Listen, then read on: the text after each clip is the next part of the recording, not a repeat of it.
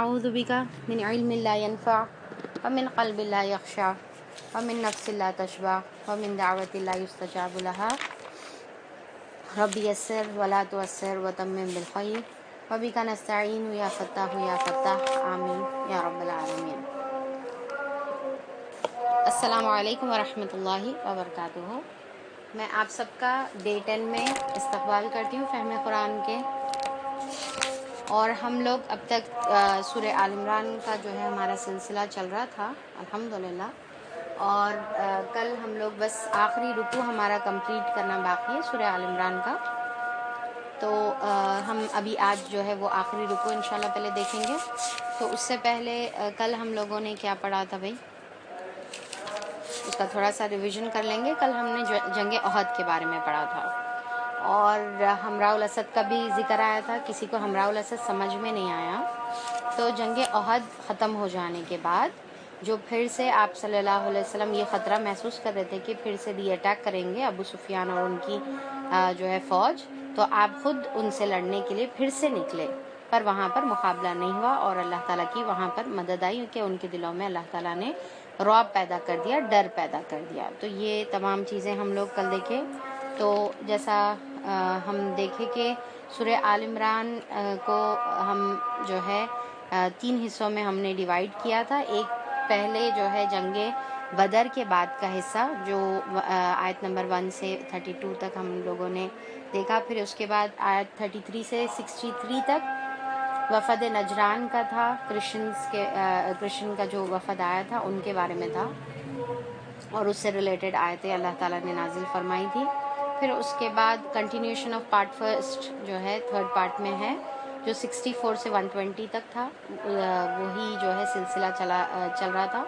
फिर उसके बाद आयत नंबर 121, ठीक है, 121 से फिर 189 तक हम लोगों ने देखा जंग ओहद के बारे में। और लास्ट पार्ट जो पार्ट 5 है वो लास्ट रुकू है और उसके बारे में फ़जीलत क्या आती है कि एक तो सुन्नत ये है कि आप सल्लल्लाहु अलैहि वसल्लम, अभी जो हम लास्ट रुकू पढ़े आयत नंबर 190 से, ठीक है, तो इसके बारे में आप सल्लल्लाहु अलैहि वसल्लम फरमाते हैं कि जो शख्स ये आयतें पढ़े और इसके ऊपर गौर और फ़िक्र ना करे उसके लिए हलाकत और तबाही है। यानी कि यहाँ पर इसका मतलब ये है कि आप सल्लल्लाहु अलैहि वसल्लम ये आयतों पर गौर और फ़िक्र करने का हुक्म दे रहे हैं। हम ये आयतों को ऐसे ही पढ़कर जो है सरासरी गुजर नहीं जाना है बल्कि इसमें गौर और फ़िक्र करने का है।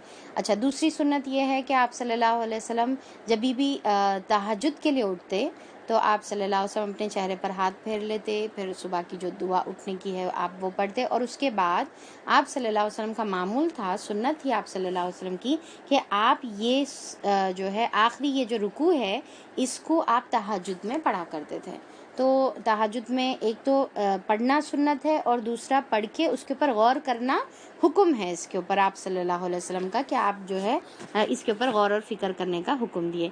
क्योंकि हदीस में जो है रिवायतों में जिस तरीके से आता है कि गौर और फ़िक्र करके जब एक बंदा बेसाख्ता अल्लाह ताला की तकबीर बयान करता है, बड़ाई बयान करता है, अल्लाहु अकबर कहता है या सुभान अल्लाह या अल्हम्दुलिल्लाह कहता है, वो जो है 1000 इबादतों से, 1000 नफील रकातों से या इबादतों से जो है बढ़कर है, बेहतर है। यानी कि जो बेसाख्ता उसके दिल से जो है अल्लाह ताला की तकबीर और तारीफ़ जो है निकलती है और गौर और फ़िक्र करने से ईमान में इजाफ़ा होता है। तो हमारे को हुक्म दिया गया है कि गौर और फ़िक्र करना, हमको जो है अपने अतराफ़ के अल्लाह ताला की क्रिएशन पे, जैसा है ना कि खोल आँख ज़मीं देख, फ़लक देख, फ़िज़ा देख, कि अल्लाह ताला की जो ज़मीन और आसमान और फ़लक और फ़िज़ा, इसमें अल्लाह ताला की कैसी परफेक्ट, अल्लाह ताला का कैसा क्रिएशन है, अल्लाह ताला की क्या कुदरतें हैं। तो अब यहाँ पर हम ये आयत पढ़े और इसके अंदर जो है अऊज़ु बिल्लाहि मिनश शैतानिर रजीम बिस्मिल्लाहिर रहमानिर रहीम इन्न फ़ी ख़ल्क़िस समावाति वल अर्दि वख्तिलाफ़िल लैलि वन नहारि लआयातिल लिउलिल अलबाब। ज़मीन और आसमानों की पैदाइश में और रात और दिन के बारी बारी से आने जाने में ہوش مندوں کے لیے، ان ہوش مندوں کے لیے بہت نشانیاں ہیں جو اٹھتے بیٹھتے لیٹتے ہر حال میں خدا کو یاد کرتے ہیں۔ تو اللہ تعالیٰ بول رہے کہ عقل مندوں کے لیے جو ہے دن اور رات میں اور زمین اور آسمان، یہ تمام کی جو پیدائش ہے، اس کے اندر یہ جو کریشن ہے، اس کے اندر بہت ساری نشانیاں ہیں۔ پر کس کے لیے نشانیاں ہیں، کس کو سمجھ میں آئیں گا؟ ایک تو جو عقل والے ہیں۔ کون سے عقل والے؟ دنیا کے حساب سے نہیں جس کے پاس بہت بڑی ڈگریاں ہیں، بلکہ جو غور اور فکر کرتے، اور وہ ایمان جس کی صفت یہ ہے کہ جو اٹھتے بیٹھتے اور لیٹتے ہر حال میں خدا کو یاد کرتے ہیں۔ تو خدا کو کیسا یاد کرنے کا ہے کہ قیاموں وقعودن، ٹھہرے ہوئے اور جو ہے بیٹھے ہوئے، وعلی جنوبہم، اور اپنے جو ہے پہلوؤں پر جب کروٹ لیٹتے ہیں تو جب جو ہے یاد کرنا ہے۔ تو اس سے سمجھ میں آتا ہے کہ اللہ تعالیٰ کا ذکر ہر حال میں ہو سکتا ہے، چلتے پھرتے بیٹھتے، اور یہاں تک کہ لیٹ کر بھی جو ہے اللہ تعالیٰ کا ذکر کر سکتے ہیں۔ یعنی کہ سونے کے لیے جب لیٹتے ہیں تو سونے تک جو ہے مسلسل درود اور سبحان اللہ الحمدللہ یہ تمام چیزیں جو ہے پڑھتے رہنا ہے اور ذکر کرتے رہنا ہے۔ اور آسمان اور زمین کی ساخت میں غور اور فکر کرتے ہیں، وہ بے اختیار بول اٹھتے ہیں۔ یعنی کہ جب غور اور فکر کرتے ہیں اور اللہ تعالیٰ کی جو ہے یہ کائنات کو دیکھتے ہیں تو بے اختیار بول اٹھتے ہیں کہ پروردگار یہ سب کچھ تو نے فضول اور بے مقصد نہیں بنایا ہے۔ یعنی کہ ہر ایک چیز کا ایک مقصد ہے، جب اس کو دیکھے تو اس کو سمجھ میں آتا، اس کو نظر آتا کہ ہر چیز کا ایک مقصد ہے۔ جب ہر چیز کا مقصد ہے تو انسان جو ہے پھر یہ بھی سوچنے پر مجبور ہو جاتا ہے کہ جب دنیا کی ہر ایک چیز، یہاں تک کہ جو ہے ایک جو ہے چونٹی کا بھی اپنا جو ہے ایک مقصد ہے، اور پھر جھاڑ کا، پہاڑ کا، ہر چیز کا مقصد ہے، تو پھر کیا انسان بے مقصد پیدا کر دیا گیا؟ تو بغیر مقصد کی اتنی، یعنی کہ اتنی کمپلیکیٹڈ کریچر جو انسان ہے، اشرف المخلوق ہے، اس کو بے مقصد اللہ تعالیٰ نہیں پیدا کر سکتے۔ تو وہ یہ غور کر کے جو ہے یہ جو ہے بات سمجھ میں آتی ہے، تو پاک ہے اس سے کہ ابس کام کرے، یعنی کہ بیکار کام کرنے سے جو ہے اللہ تعالیٰ تو پاک ہے۔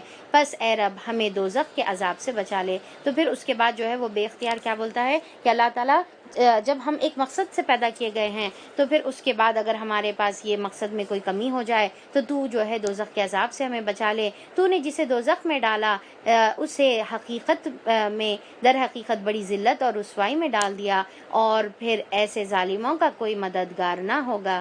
پھر آیت نمبر 193 میں جو ہے اللہ تعالیٰ کو دعا کرتے ہیں مومن بندے کہ مالک ہم نے ایک پکارنے والے کو سنا کہ وہ ایمان کی طرف بلاتا ہے۔ تو جیسا جو ہے اس سے مراد کیا ہے، جو انبیاء اکرام ہوتے ہیں تو وہ دین کی طرف جب بلاتے ہیں، کہتا تھا کہ اپنے رب کو مانو، ہم نے اس کی دعوت کو قبول کر لی۔ تو اب یہاں پر کیا ہے، نبی کی دعوت کیا ہے، رب کو مانو، اور ہم نے اس کی دعوت کو قبول کر لیا، یعنی کہ نبی کی جب اطاعت کریں گے تو یہ اتنا بڑا عمل ہے۔ اب یہاں پر دیکھیے کہ یہ اتنا بڑا عمل ہے کہ اس کا وسیلہ بنایا جا رہا ہے، کیا؟ نبی کی اطاعت کا، اور نبی جو دین کی طرف بلا رہے، یعنی کہ جو ایمان ہے، تو ایمان کا یہاں پر ایمان اور نبی کی اطاعت کا وسیلہ بنایا جا رہا ہے۔ اب دیکھیے کہ وسیلے کے بارے میں بتا دوں کہ وسیلہ جو ہے اپن 3 چیزوں کا جو ہے لے سکتے ہیں، یعنی کہ ہم کسی کو کہہ سکتے ہیں کوئی جو زندہ ہے ان کو آپ کے والدین ہیں تو آپ دعا کریے، تو اس طریقے سے۔ دوسرا یہ ہے کہ آپ جو ہے اللہ تعالیٰ کے خوبصورت جو نام ہے، صفات ہے، اور تمام نام خوبصورت ہے، تو اس کا وسیلہ لیا جا سکتا ہے، یعنی کہ یا رحمان ہم پر رحم فرما، یا سمیع ہماری جو ہے دعاؤں کو سن لے، اور پھر جو ہے الودود ہم کو جو ہے ہمارے جو دلوں میں ہے محبت الفت جو ہے پیدا فرما دے، اور پھر جو ہے یا وہاب ہم کو جو ہے خوب عطا فرما۔ تو یہ جو ہے ہم دعا کر سکتے۔ اور تیسرا کیا ہے، اپنے نیک اعمال کا وسیلے سے دعا کر سکتے۔ اور نیک اعمال میں سب سے بڑا نیک عمل کیا ہے کہ اللہ تعالیٰ کے اوپر ایمان لانا۔ تو ایمان کا آپ دیکھیے کہ ربنا آمنا اکثر جو ہے دعاؤں میں آئیں گا، ربنا آمنا فاغفر لنا، یعنی کہ ہم ایمان لے کے لہٰذا تو معاف کر دے۔ تو یہ کیا ہے، ایکچولی ہمارے ایمان کا وسیلہ ہے۔ تو اب یہاں پر بھی کیا بول رہے اللہ تعالیٰ، ایک پکارنے والے کو تو ہم نے سنا، یعنی کہ جو نبی تھا، اب جیسا آج ہمارے پاس جو ہے نبی صلی اللہ علیہ وسلم کی جو تعلیمات ہے، تو ہم جو ہے ہم نے ان کی جو ہے تعلیمات کو سنا اور ہم اس کے اوپر ایمان لے کے آ گئے اللہ تعالیٰ۔ بس تو یہ جو ہمارا عمل ہے اس کے بنا پر اے ہمارے آقا جو قصور ہم سے ہوئے ہیں اس سے تو درگزر فرما دے، یعنی کہ ہم سے جو غلطی ہو گئی ہے۔ اور دیکھیے کہ یہ مسلسل ربنا ربنا کے ہم جو ہے یہاں پر دعائیں دیکھیں گے، اور یہ دعا جو ہے پورے ربنا میں میری تو فیوریٹ ہے اور بہت خوبصورت مجھے جو ہے یہ دعا لگتی ہے، کیونکہ اس کے اندر کیا ہے کہ ایک تو ہمارے گناہوں کو معاف معاف فرما دے، درگزر فرما، وغفر لنا ہمارے گناہوں کو جو ہے ڈھانک دے، ذنوبنا ہمارے گناہوں کو، وکفر عنا سیئاتنا، یہ حصہ جو ہے میرے کو بہت پیارا لگتا ہے کہ اور ہمارے جو گناہ ہیں، ہماری جو کمیاں ہیں، ہمارے جو خطائیں ہیں، اللہ تعالیٰ اس کو کفر یعنی کہ اس کو ڈھانک دے اللہ تعالیٰ، اس ہم لوگوں کے سامنے اظہار کر کے ہم کو ذلیل نہ کر، اور قیامت کے دن جب پورے تمام انسانیت جو ہے وہاں پر جمع رہے گی، سب کے سامنے جو ہے اگر سوچ کے دیکھیں آپ کہ اللہ تعالیٰ جو ہے انسان کو بلا کر بولیں گے کہ ہاں تو نے یہ گناہ کیا تھا، یہ گناہ کیا تھا، یہ گناہ کیا تھا، انہیں بولیں گے ہاں اللہ تعالیٰ سب گناہ کرے تھے، تو اس کے بعد اللہ تعالیٰ معاف کریں گے، تو پر سب کے سامنے مینشن کر کے معاف کرنا الگ چیز ہے، رائٹ، اور اس کے بغیر سب سے چھپا کے معاف کرنا الگ چیز ہے۔ تو ہم جو ہے یہاں پر دعا کریں کہ اللہ تعالیٰ ہم کو دنیا میں بھی جو ہے ہماری پردہ پوشی فرما اور آخرت میں بھی پردہ پوشی فرما۔ تو ہم یہاں پر بول رہے وکفر عنا سیئاتنا وتوفنا مع الابرار، کتنا خوبصورت ہے دیکھیے کہ اور ہمیں موت دے، ہم کو ہمارا خاتمہ کر کس میں، ابرار میں، نیکوکار لوگوں میں جو ہے تو ہمارا خاتمہ کر، کیونکہ سب سے امپورٹنٹ یہ ہے کہ انسان مرتا کس حال میں ہے، تو اللہ تعالیٰ ہماری موت جو ہے ابرار کے ساتھ کر دے، نیکوکار لوگوں کے ساتھ ہماری جو ہے موت کر دے۔ اور ربنا وآتنا ما وعدتنا، کہ خداوند جو وعدہ تو نے اپنے رسولوں کے ذریعے سے کیا ہے، یعنی کہ صبر پر اور تقوی پر اور پھر جو ہے نماز پڑھنے پر یا جو ہے عبادت کرنے پر، جو جو نیکیوں کا تو نے اجر کا وعدہ کیا ہے، جنت کا وعدہ، درجات کا وعدہ جو کیا ہے، اور پھر جو ہے ساتھ میں اللہ تعالیٰ کے ایمان اور ثابت قدمی پر رہنے تھے، دنیا میں بھی اللہ تعالیٰ یہ وعدہ کرے ہوئے ہیں کہ ان کی مدد فرمائیں گے، دنیا میں بھی مدد کا وعدہ ہے اور آخرت میں اجر کا وعدہ ہے۔ تو جو بھی تو نے اپنے رسولوں کے ذریعے سے وعدہ کیا ہے ان کو ہمارے ساتھ پورا کر، اور قیامت کے دن ہمیں رسوائی میں نہ ڈال، بے شک تو اپنا وعدے کے خلاف کرنے والا نہیں ہے۔ یہ اللہ تعالیٰ کو یہ سینٹنس بہت پسند ہے، انک لا تخلف المیعاد، اللہ تعالیٰ تو وعدہ خلافی نہیں کرتا، تیرے کو زیبا ہی نہیں دیتا اللہ تعالیٰ یہ وعدہ خلافی کرنا۔ تو اب دیکھیے ریسنٹلی ایک جو ہے ویڈیو وائرل ہو رہی تھی نا واٹس ایپ پہ، کہ جو ہے ایک بچی بہت ہی خوبصورت انداز میں اللہ تعالیٰ آپ بہت اچھے، اللہ تعالیٰ آپ سب سے اچھے اللہ تعالیٰ، تو یہاں پر ہم کو ایسے ہی انداز میں دعا کرنا ہے، اللہ تعالیٰ آپ وعدہ خلافی نہیں کرتے، آپ بہت سننے والے اللہ تعالیٰ، آپ میری دعاؤں کو سن لیجئے، یہ تڑپ سے ہم کو مانگنے کا ہے، اور جب ہم ایسا مانگیں گے تو اللہ تعالیٰ ہماری دعاؤں کو ضرور قبول کرے گا۔ فاستجاب لهم، تو کیا ہے اللہ تعالیٰ جواب میں ان کے رب نے فرمایا، فوری اللہ تعالیٰ جواب دے رہے، جب ہم یہ تڑپ سے دعا کرتے ہیں تو اللہ تعالیٰ ہم کو جواب دیتا ہے۔ کیا جواب دیتا ہے؟ میں نے تم میں سے کسی کا عمل ضائع کرنے والا نہیں ہوں، یعنی کہ تم میں سے چاہے پھر کیا بول رہے اللہ تعالیٰ، خواہ وہ مرد ہو یا عورت ہو، یعنی کہ میرے نزدیک جو ہے دونوں بھی مساوی ہے، دونوں بھی ایکول ہے، مرد زیادہ ہے عورت کم ہے، یا عورت زیادہ مرد کم ہے، نہیں، اللہ تعالیٰ کے نزدیک دونوں زیادہ ہے، اگر دونوں بھی کیا کریں گے، کوشش کریں گے تو دونوں بھی برابر ہے، اللہ تعالیٰ کے نزدیک دونوں ایکول ہے، خواہ مرد ہو یا عورت ہو۔ اب یہ بات دیکھیے سورہ نساء سے پہلے ہی اللہ تعالیٰ بتا دیے، سورہ نساء میں کوئی آیت پڑھ کے یہ سمجھ میں نہیں آنا آپ کو کہ مرد اوپر ہے یا عورت اوپر ہے، دونوں بھی اللہ تعالیٰ بولے برابر ہے۔ کس اعتبار سے؟ جب نیکیوں کی بات آئیں گی، جب نماز پڑھیں گے تو اللہ تعالیٰ جو ہے دونوں کو سیم اجر، روزہ رکھیں گے سیم اجر، حج کریں گے سیم اجر، صدقہ کریں گے سیم اجر، خواہ مرد ہو یا عورت ہو، اور اگر دعا بھی مانگیں گے تو دونوں کی دعا میں سننے والا ہوں، تم سب ایک دوسرے کے ہم جنس ہو، لہٰذا جن لوگوں نے میری خاطر اپنے وطن چھوڑے، یعنی کہ اللہ تعالیٰ بول رہے کہ کسی کا عمل ضائع نہیں ہونے والا ہے، جیسا ام سلمہ رضی اللہ عنہ جو ہے بولے کہ اللہ کے رسول ہاں ہمارے بارے میں تو جو ہے ہم اتنے سیکریفائسز کرے دین کے واسطے، ہمارے بارے میں تو ذکر نہیں ہے، اللہ تعالیٰ بول رہے مرد ہو یا عورت ہو،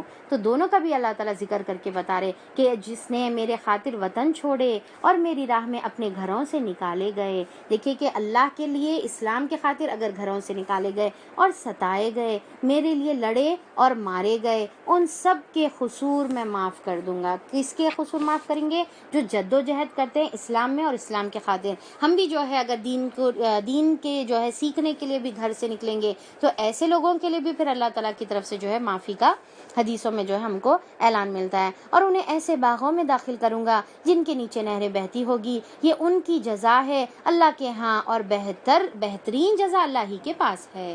اے نبی کریم صلی اللہ علیہ وسلم، دنیا کے ملکوں میں خدا کے نافرمان لوگوں کی چلت پھرت تمہیں کسی دھوکے میں نہ ڈال دے، اور آج اس وقت اللہ تعالیٰ نبی کو بول رہے، اور آج یہ بات اللہ تعالیٰ ہم کو بول رہے کہ آج جو مسلمانوں کے خلاف جو کافر ٹھہرے ہوئے ہیں، ان کی جو ہے دنیا میں پاور، ان کی چلت پھرت، ان کے جو ہے گاڑی بنگلے، ان کی سیکیورٹی سسٹم یا ان کا پاور دیکھ کر جو ہے ہمارے کو کوئی دھوکہ نہیں ہونے کا ہے کہ اتنا نافرمانی نافرمانی کرنے کے بعد اللہ تعالیٰ ان کو ایسی پوزیشن کیوں عطا کرے ہوئے ہیں؟ یہ محض چند روزہ زندگی کا تھوڑا سا لطف اور سامان ہے، دنیا میں ان کو ڈھیل دے رہے، جیسا ہم کل بھی پڑھے تھے، پھر یہ سب جہنم میں جائیں گے، اور جو بدترین جائے قرار ہے برعکس اس کے کہ جو لوگ اپنے رب سے ڈرتے ہوئے زندگی بسر کرتے ہیں ان کے لیے ایسے باغ ہے جن کے نیچے نہریں بہتی ہے، ان باغوں میں وہ ہمیشہ رہیں گے۔ تو جو اللہ تعالیٰ، اس کے علاوہ کون؟ جو اللہ تعالیٰ کے ساتھ زندگی ڈرتے ہوئے زندگی بسر کریں گے، ان لوگ جو اپنے رب سے ڈرتے ہوئے زندگی بسر کریں گے ان کے لیے کیا ہے؟ ایسے باغات ہے جس کے نیچے نہریں بہتی ہیں اور وہ ہمیشہ رہیں گے۔ اللہ تعالیٰ کی طرف سے یہ سامان ضیافت ہے ان کے لیے جو کچھ اللہ کے پاس ہے، نیک لوگوں کے لیے وہی سب سے بہتر ہے۔ اور اللہ تعالیٰ کیا بول رہے؟ یہ سامان ضیافت ہے، یعنی کہ اللہ تعالیٰ کی طرف سے مہمان نوازی ہے۔ اب آپ سوچ کے دیکھیے کہ مہمان نوازی کرنے والا جو میزبان ہے وہ خود اگر اللہ تعالیٰ ہے تو کیا درجے کی مہمانی ہوگی وہ۔ اہل کتاب میں بھی کچھ لوگ ایسے ہیں جو اللہ کو مانتے ہیں، اب اگر اہل کتاب میں سے بھی تھے اور اب اللہ تعالیٰ کو اگر وہ مانتے ہیں تو پھر اللہ تعالیٰ بول رہے ہیں کہ اس کتاب پر ایمان لاتے ہیں جو تمہاری طرف بھیجی گئی ہے، اور اس کتاب کی طرف بھی ایمان رکھتے ہیں جو اس سے پہلے خود ان کی طرف بھیجی گئی تھی، یعنی کہ پہلے کی کتابوں پر بھی اور اب کتابوں پر بھی۔ تو آیت نمبر 199 کے سورہ آل عمران کے اللہ تعالیٰ فرماتے ہیں اللہ کے آگے جھکے ہوئے ہیں، یعنی کہ ایمان بھی لاتے ہیں اور اللہ تعالیٰ کے سامنے جھک جاتے ہیں، اور اللہ کی آیت کو تھوڑی سی قیمت پر بیچتے نہیں، ان کا اجر ان کے رب کے پاس ہے، اور اللہ تعالیٰ اور اللہ حساب چکانے میں دیر نہیں لگاتا۔ تو اب ہم بھی دیکھیے کہ ہمارا بھی اجر اللہ کے پاس ہے اگر ہم ایمان لائیں گے اور کتابوں پر جو ہے ایمان لا کر عمل کریں گے اور اس کو جو ہے دوسروں تک پہنچائیں گے صحیح طریقے سے۔ تو اور پھر اللہ تعالیٰ اب آخری آیت میں سورہ آل عمران کے اللہ تعالیٰ پھر سے جو ہے، یعنی کہ یہ آخری آیت، یہ آخری رکوع پورا، انفیکٹ پورے سورہ آل عمران کا کنکلوژن آپ سمجھ سکتے ہیں، اور یہ آخری آیت میں تو پورا جو ہے اللہ تعالیٰ ایک نچوڑ اللہ تعالیٰ بتا رہے، یا ایھا الذین آمنو اصبروا، صبر کرو، اے ایمان لانے والو کان کھول کے سنو، کیا کرنا ہے؟ صبر کرنا ہے، جم کر رہنا ہے، بغیر صبر کے نہیں ہو سکتا۔ اور آپ جو ہے محسوس بھی کرے ہوں گے کہ سورہ آل عمران میں بار بار صبر اور تقوی کا ذکر ہے، اب یہاں پر پھر سے اللہ تعالیٰ کنکلوژن میں بتا دے رہے صبر سے کام لو، باطل پرستوں کے مقابلے میں جو ہے صبر دکھاؤ تم، وصابروا، اور ایک دوسرے سے بڑھ کر صبر کرو، اور دوسرا مطلب اس کا کیا بنتا صابروا کا مطلب کہ مقابلے میں جو ہے صبر کے لیے، صبر سے جو ہے جم جاؤ، ورابطو، اور پھر کیا ہے حق کی خدمت میں کمر بستہ ہو جاؤ، یعنی کہ بالکل ریڈی ہو جاؤ، ڈسپلین کے ساتھ جو ہے کھڑے ہو جاؤ، یا پھر جو ہے ایک دوسرے کے ساتھ جو ہے صحیح رابطہ قائم کرو، یعنی کہ جو ہم دیکھیں نا تفریقے میں مت بٹو، اور پھر جو ہے مل کر کام کرو، ایک امت بن کر کام کرو۔ تو اللہ تعالیٰ پھر یہاں پر یاد دلا رہے کہ کمر بستہ ہو جاؤ ایک ساتھ مل کر، اور اللہ سے ڈرتے رہو، اور پھر اللہ تعالیٰ واتقوا اللہ، اللہ سے ڈرتے رہو، بار بار تقوی کا ذکر، آخری میں تقوی کا ذکر، بیچ میں تقوی کا ذکر، شروع میں تقوی، ہر جگہ تقوی کا ذکر، اور جو ہے اللہ تعالیٰ سے ڈرتے رہو اور امید ہے کہ فلاح پاؤ گے، یعنی کہ اللہ تعالیٰ بول رہے کہ لعلکم تفلحون، شاید کہ تم فلاح پاؤ گے۔ اگر کوئی میری جو ہے کل کی رمضان کی کلاس اٹینڈ کرے تو لعلکم کو میں کل ایکسپلین کی کہ شاید کہ امید ہے، یہ چیز کرنا ہے تم کو، اور اس پہ جو ہے کوشش جتنی رہیں گی اتنا فلاح کے لیولز تم کو ملیں گے۔ ہر کوئی صبر کرنے والا وہی ایک لیول پہ نہیں رہیں گا، ہر کوئی تقوی والا ایک لیول پہ نہیں رہیں گا، سب اپنی کوشش کے مطابق جو ہے فلاح جو ہے پائیں گے۔ تو یہاں پر ہمارا الحمدللہ سورہ آل عمران کا اختتام ہوتا ہے، اور پھر اب ہم بڑھتے ہیں سورہ نساء کی طرف۔ دیکھیے یہ پورے جو صورتیں ہیں ایک سے ایک بڑھ کے صورتیں ہیں، ٹھیک ہے، یہ پورے مدنی صورتیں ہیں، یعنی کہ ہم جو ہے سورہ فاتحہ پہلے دیکھیں، سورہ فاتحہ مکی صورت ہے وہ، ٹھیک ہے، وہ ہو گئی، مختصر سورہ تھا وہ، پر جامع سورہ تھا، یعنی کہ بہت ہی جو ہے گہرائی میں جو ہے اس کی باتیں تھیں۔ پھر اس کے بعد ہم نے جو ہے سورہ بقرہ دیکھا، پھر سورہ آل عمران دیکھا، اب سورہ نساء۔ تو یہ جو ہے یہ 5 سورے بہت اہم سورے ہیں، ٹھیک ہے، کہاں تک؟ سورہ مائدہ تک۔ اس کے علاوہ بھی جو ہے اب آگے کے بھی اگر ہم جو ہے صورتیں دیکھیں گے، سورہ انعام اور سورہ جو ہے اعراف، تو یہ تمام صورتوں کے بارے میں جو ہے ایک حدیث ہے، آپ صلی اللہ علیہ وسلم نے فرمایا جس کو بھی پہلے 7 سورے جو ہے جس نے بھی تھام لیے، یعنی کہ کوئی جو بھی اس کو ہولڈ کر لیے، تھام لیا، تو آپ صلی اللہ علیہ وسلم نے فرمایا وَهُوَ حبر، وَهُوَ حبر کا مطلب کیا ہے؟ وہی اصل میں اسکالر ہے. تو یہ شروع کے جو سورے ہیں وہ بہت زیادہ اہم سورے ہیں، اسی لیے ہمارے کو ذرا وقت بھی زیادہ لگ رہا کیونکہ مدنی صورتیں ہیں اور احکامات اس کے اندر بہت زیادہ ہے، اور ایک ایک آیت جو ہے ہمارے لیے بہت زیادہ اہم اور ضروری ہے سمجھنے کی. حالانکہ اول سے لے کر آخری تک پورے آیتیں ضروری ہی ہے، پر اس کے بارے میں یہ جو ہے فضیلت آتی ہے کہ یہ 7 اہم سورے شروع کے جو ہے اور میرے حساب سے جو ہے یہ 7 سوروں کے علاوہ بھی جو ہے سورہ توبہ تک جو ہے ہمارا، یعنی کہ یہ قرآن کا جو ہے سب سے اہم ترین حصہ ہے. سورہ توبہ تک اہم ترین جو ہے حصہ ہے، اور یہ لمبی لمبی سورے ہے. اس کو جو ہے طوال بھی کہا جاتا ہے، سب یعنی کہ لمبی جو ہے صورتیں جو ہے اس کو کہا جاتا ہے. تو اب یہاں پر اب ہماری جو ہم 4th سورت ہم جو سٹارٹ کرے وہ سورہ نساء ہے. اب سورہ نساء بولتے ساتھ ہی سمجھ میں آ گیا کہ عورت، ٹھیک ہے. تو اب یہاں پر اس کا مطلب یہ ہے کہ عورتوں سے متعلق، ہبر کا مطلب اسکالر کو کہتے ہیں، اسکالر، ٹھیک ہے. اچھا اب یہاں پر جو ہے سورہ نساء جو ہے کا مطلب کیا ہے؟ عورت. تو اب اس کے اندر سمجھ میں آ رہا ہے کہ عورتوں سے متعلق آپ کو جو ہے اس کے اندر تعلیمات ملیں گے سورہ نساء میں. دوسرا کیا ہے؟ عورتوں کے علاوہ اور جو کمزور طبقات ہے، جیسا جو ہے یتیم ہے، غلام ہے، بیوہ ہے، طلاق یافتہ ہے کوئی، تو یہ تمام کے کیا احکامات ہیں ہم کو اس کے اندر جو ہے ملیں گے. تو ایک بات یہ یاد رکھنا ہے. دوسرا، یہ پورے قرآن کا سب سے اہم ترین سورہ ہے جس میں سب سے زیادہ منافقین کے بارے میں ڈسکس کیا گیا ہے. اچھا اب یہاں پر یہ سورے میں آپ کو کہیں بھی جو ہے یا ایھا الذین نافقوا نہیں ملیں گا، یعنی کہ اے لوگوں جو منافق ہے ویسا نہیں ملیں گا، بلکہ یا ایھا الذین آمنوا سے ہی مخاطب کیا جائے گا. تو یہاں پر جو ہے روئے سخن، یعنی کہ اشارہ کس کی طرف رہیں گا؟ منافقین کی طرف اشارہ رہیں گا. پر ایمان لانے والوں سے کئی کو مخاطب کرے اللہ تعالیٰ، کیونکہ انہوں ظاہری طور پہ ایمان لاتے بول کے تو بولتے تھے نا. تو اللہ تعالیٰ یہاں پر جو ہے ایمان لانے والوں بول کے جو ہے بار بار اللہ تعالیٰ مخاطب کریں گے. تو یہ سورے میں 176 آیتیں ہیں، ٹھیک ہے. اب دیکھیے یہ بیک گراؤنڈ بہت امپورٹنٹ رہتا، آپ لوگوں کو ذرا غور سے سننا پڑے گا.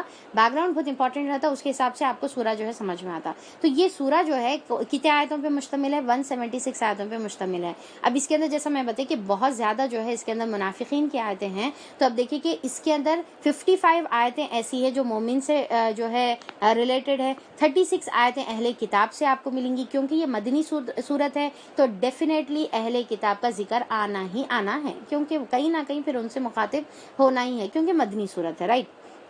اچھا پھر اس کے علاوہ 86 یعنی کہ میجر پارٹ جو ہے 84 یعنی کہ میجر پارٹ جو ہے منافقین سے جو ہے ریلیٹڈ رہیں گا، اور مخاطب کس طریقے سے کریں گے؟ یا ایھا الذین آمنوا سے ہی اللہ تعالیٰ مخاطب کریں گے.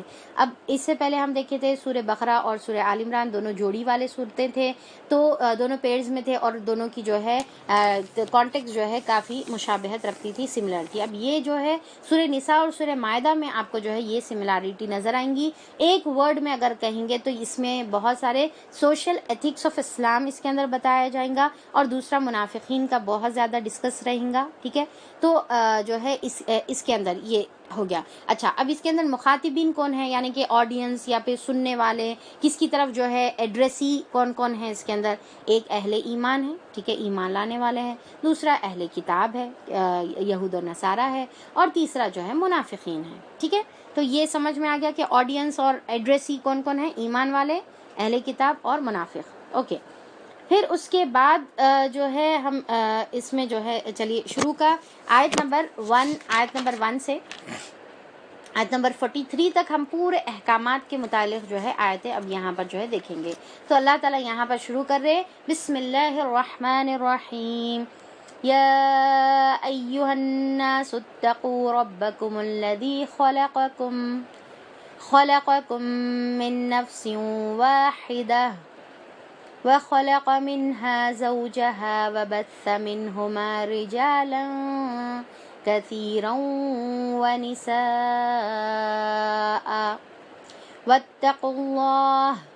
واتقوا الله الذي تساءلون به والأرحام ان اللہ کان علیکم رقیبا. اچھا اب یہاں پر اللہ تعالیٰ یہ پہلی آیت میں فرماتے ہیں لوگوں اپنے رب سے ڈرو. کیا بول رہے اللہ تعالیٰ؟ یا ایھا الناس اتقوا اللہ، اتقوا ربکم، ٹھیک ہے، رب سے ڈرو. تو اب دیکھیے کہ جو ہے یہ سورہ آل عمران اینڈ ہوا کس سے؟ تقوی پر اینڈ ہوا. اب یہ سورہ نساء شروع کس پہ ہو رہا؟ تقوی پر شروع ہو رہا. اور پھر یہاں پر شروعات میں تقوی رکھنے کا کیا مقصد ہے یہ دیکھیے غور سے سنیے آپ کہ اللہ تعالیٰ پہلا حکم جو ہے لوگوں کو حکم دے رہے، مسلمانوں کو نہیں بلکہ جنرل ہے، لوگوں کو حکم، رب سے ڈرو جس نے جو ہے تم کو ایک نفس سے پیدا کیا ہے. تو تقوی شروع میں رکھنے کا مطلب یہ ہے کہ اگر تقوی ایک انسان کے اندر ہے تو انہیں یہ تمام جو آگے آنے والے جو احکامات ہے، جو ریلیشن کے جو حق ادا کرنے کا ہے، وہ تمام حقوق ادا کرے گا اگر وہ انسان کے اندر تقوی رہا تو. ایک چیز ہو گئی.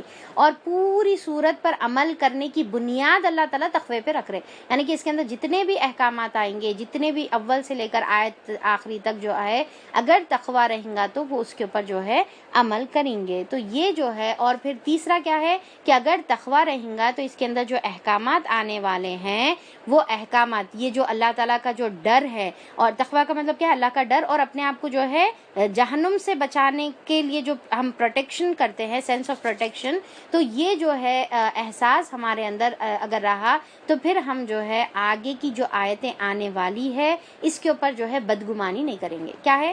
تقوی اگر رہیں گا تو حق ادا کریں گے، تقوی رہیں گا تو پوری صورت پر جو ہے عمل ہوں گا، اسی لیے اللہ تعالیٰ تقوی کی بنیاد پر صورت کو رکھ رہے. اور تیسرا جو ہے آگے جو احکامات آ رہے اس میں بدگمانی انسان جو ہے نہیں کریں گا. ٹھیک ہے، تو اب چلیے آگے جو ہے فٹافٹ ہم لوگ آیتیں دیکھتے ہیں. تو اللہ تعالیٰ فرماتے ہیں کہ اے لوگو اپنے رب سے ڈرو جس نے تم کو ایک جان سے پیدا کیا ہے، اسی جان سے اس کا جوڑا بنایا اور ان دونوں سے بہت مرد اور عورت دنیا میں پھیلا دیے. اس خدا سے ڈرو جس کا واسطہ دے کر تم ایک دوسرے سے اپنے حق مانگتے ہو. یعنی کہ جبھی بھی کوئی کانفلکٹ ہو گیا تو کیا کرتے؟ اللہ سے ڈرو بلکہ ایک دوسرے کو جو ہے یاد دلاتے. تو اللہ تعالیٰ بول رہے کہ ایک دوسرے سے یاد دلا کر، دوسرے سے تو اپنا حق لیتے وقت تم جو ہے دوسرے کو یاد دلا رہے اللہ سے ڈرو بول رہے، تم خود کتنا اللہ تعالیٰ سے ڈر کے اللہ اور اللہ کے بندوں کا حق دے رہے ہو، یہ تم کو دیکھنا چاہیے. اور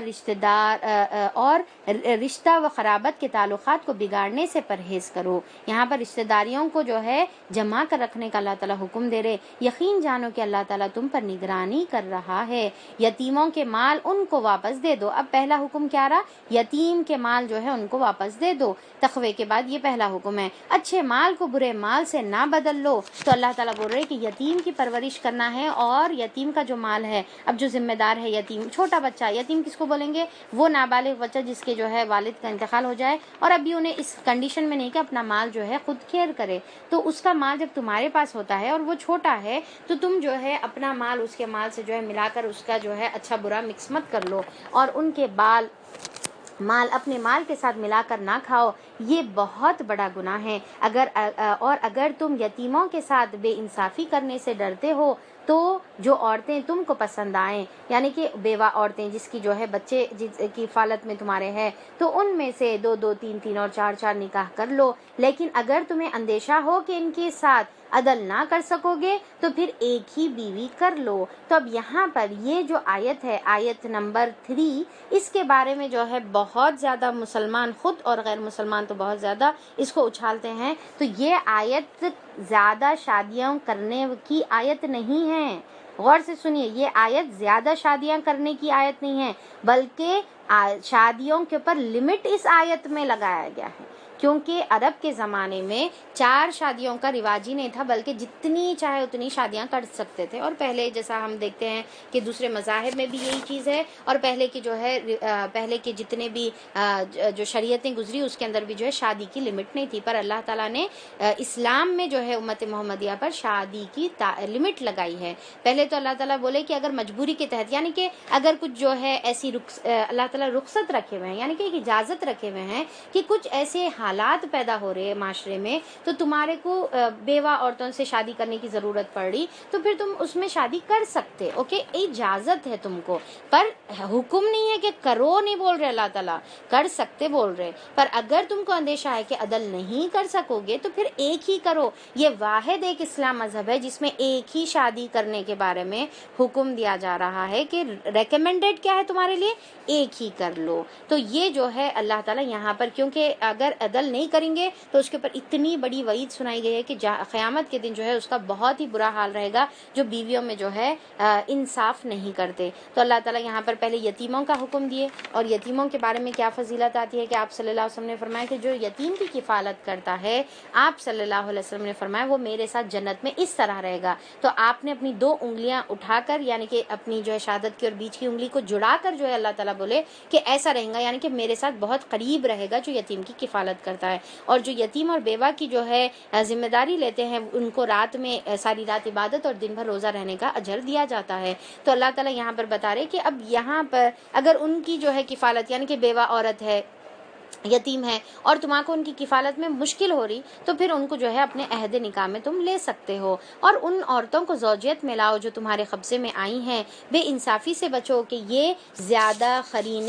ثواب ہے, یعنی کہ تم جو ہے ناانصافی جو ہے تم کو نہیں کرنے کا ہے. اور عورتوں کے مہر خوش دلی کے ساتھ فرض جانتے ہوئے ادا کر دو, یعنی کہ عورتوں کا مہر کیسا ادا کرنے کا ہے, خوش دلی کے ساتھ ادا کرنا ہے اور فرض جانتے ہوئے ادا کرنا ہے. یہ نہیں کہ بھئی تم جو ہے مہر تو جو ہے بڑا سا طے کا ہوتا ہے. آج زمانے میں کیا ہوتا ہے, بڑا مہر کیا 1 لاکھ مہر 2 لاکھ مہر, اور پھر ساری زندگی جو ہے وہ مہر چکایا ہی نہیں جاتا. تو یہ نہیں کرنے کا ہے, بلکہ خوش دلی سے فوری کا فوری جب مہر جو ہے نکاح کے ٹائم پہ ادا کرنا. البتہ اگر وہ خود اپنی خوشی سے مہر کا کوئی حصہ تمہیں معاف کر دیں تو اسے تم مزے سے کھا سکتے ہو, یعنی کہ اب تم مہر ادا کر دیا, اب اس کے اندر جو ہے وہ عورت اپنے مہر سے تم کو کچھ دے دینا چاہ رہی پیسے, بھئی تم یہ لے لو میرے پیسوں میں سے, یا پھر کوئی اس میں سے کچھ تم کو گفٹ دے رہی ہے یا واپس دے رہی ہے یا پھر معاف کر دے رہی, نہیں اتنا مت دو میرے کو, اتنا کافی ہے. تو پھر اگر تمہاری یہ محبت کی آپس کی انڈرسٹینڈنگ ہے تو اس کے اندر کوئی جو ہے تمہارے لیے حرام نہیں ہے وہ مال کھانا.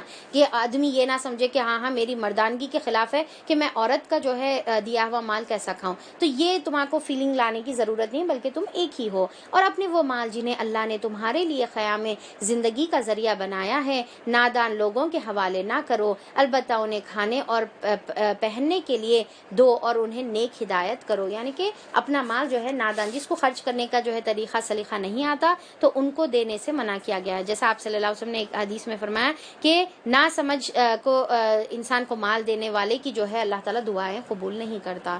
تو یعنی کہ مال اتنا جو ہے بیکار چیز نہیں ہے کہ تم جو ہے اس کو فضول خرچی کے لیے جو ہے اڑا دو. جیسا بچوں کے ہاتھوں میں جو ہے پیسے دے دیتے, یا پھر جو ہے جس کو سلیقہ نہیں رہتا ان کے ہاتھوں میں پیسے دے دیتے, امیر لوگ اکثر جو ہے ایسا کرتے ہیں, تو بچے جہاں بولے وہاں اڑا دیتے. تو یہ کرنا جو ہے اسلام میں پسندیدہ نہیں ہے. اور یتیموں کو آزمائش کرتے رہو یہاں تک کہ وہ نکاح کے قابل عمر کو پہنچ جائیں. پھر اگر تم ان کے اندر اہلیت پاؤ تو ان کے مال ان کو واپس کر دو, یعنی کہ ان کو جو ہے قابل اگر دکھ رہے تو ان کے مال دے دو.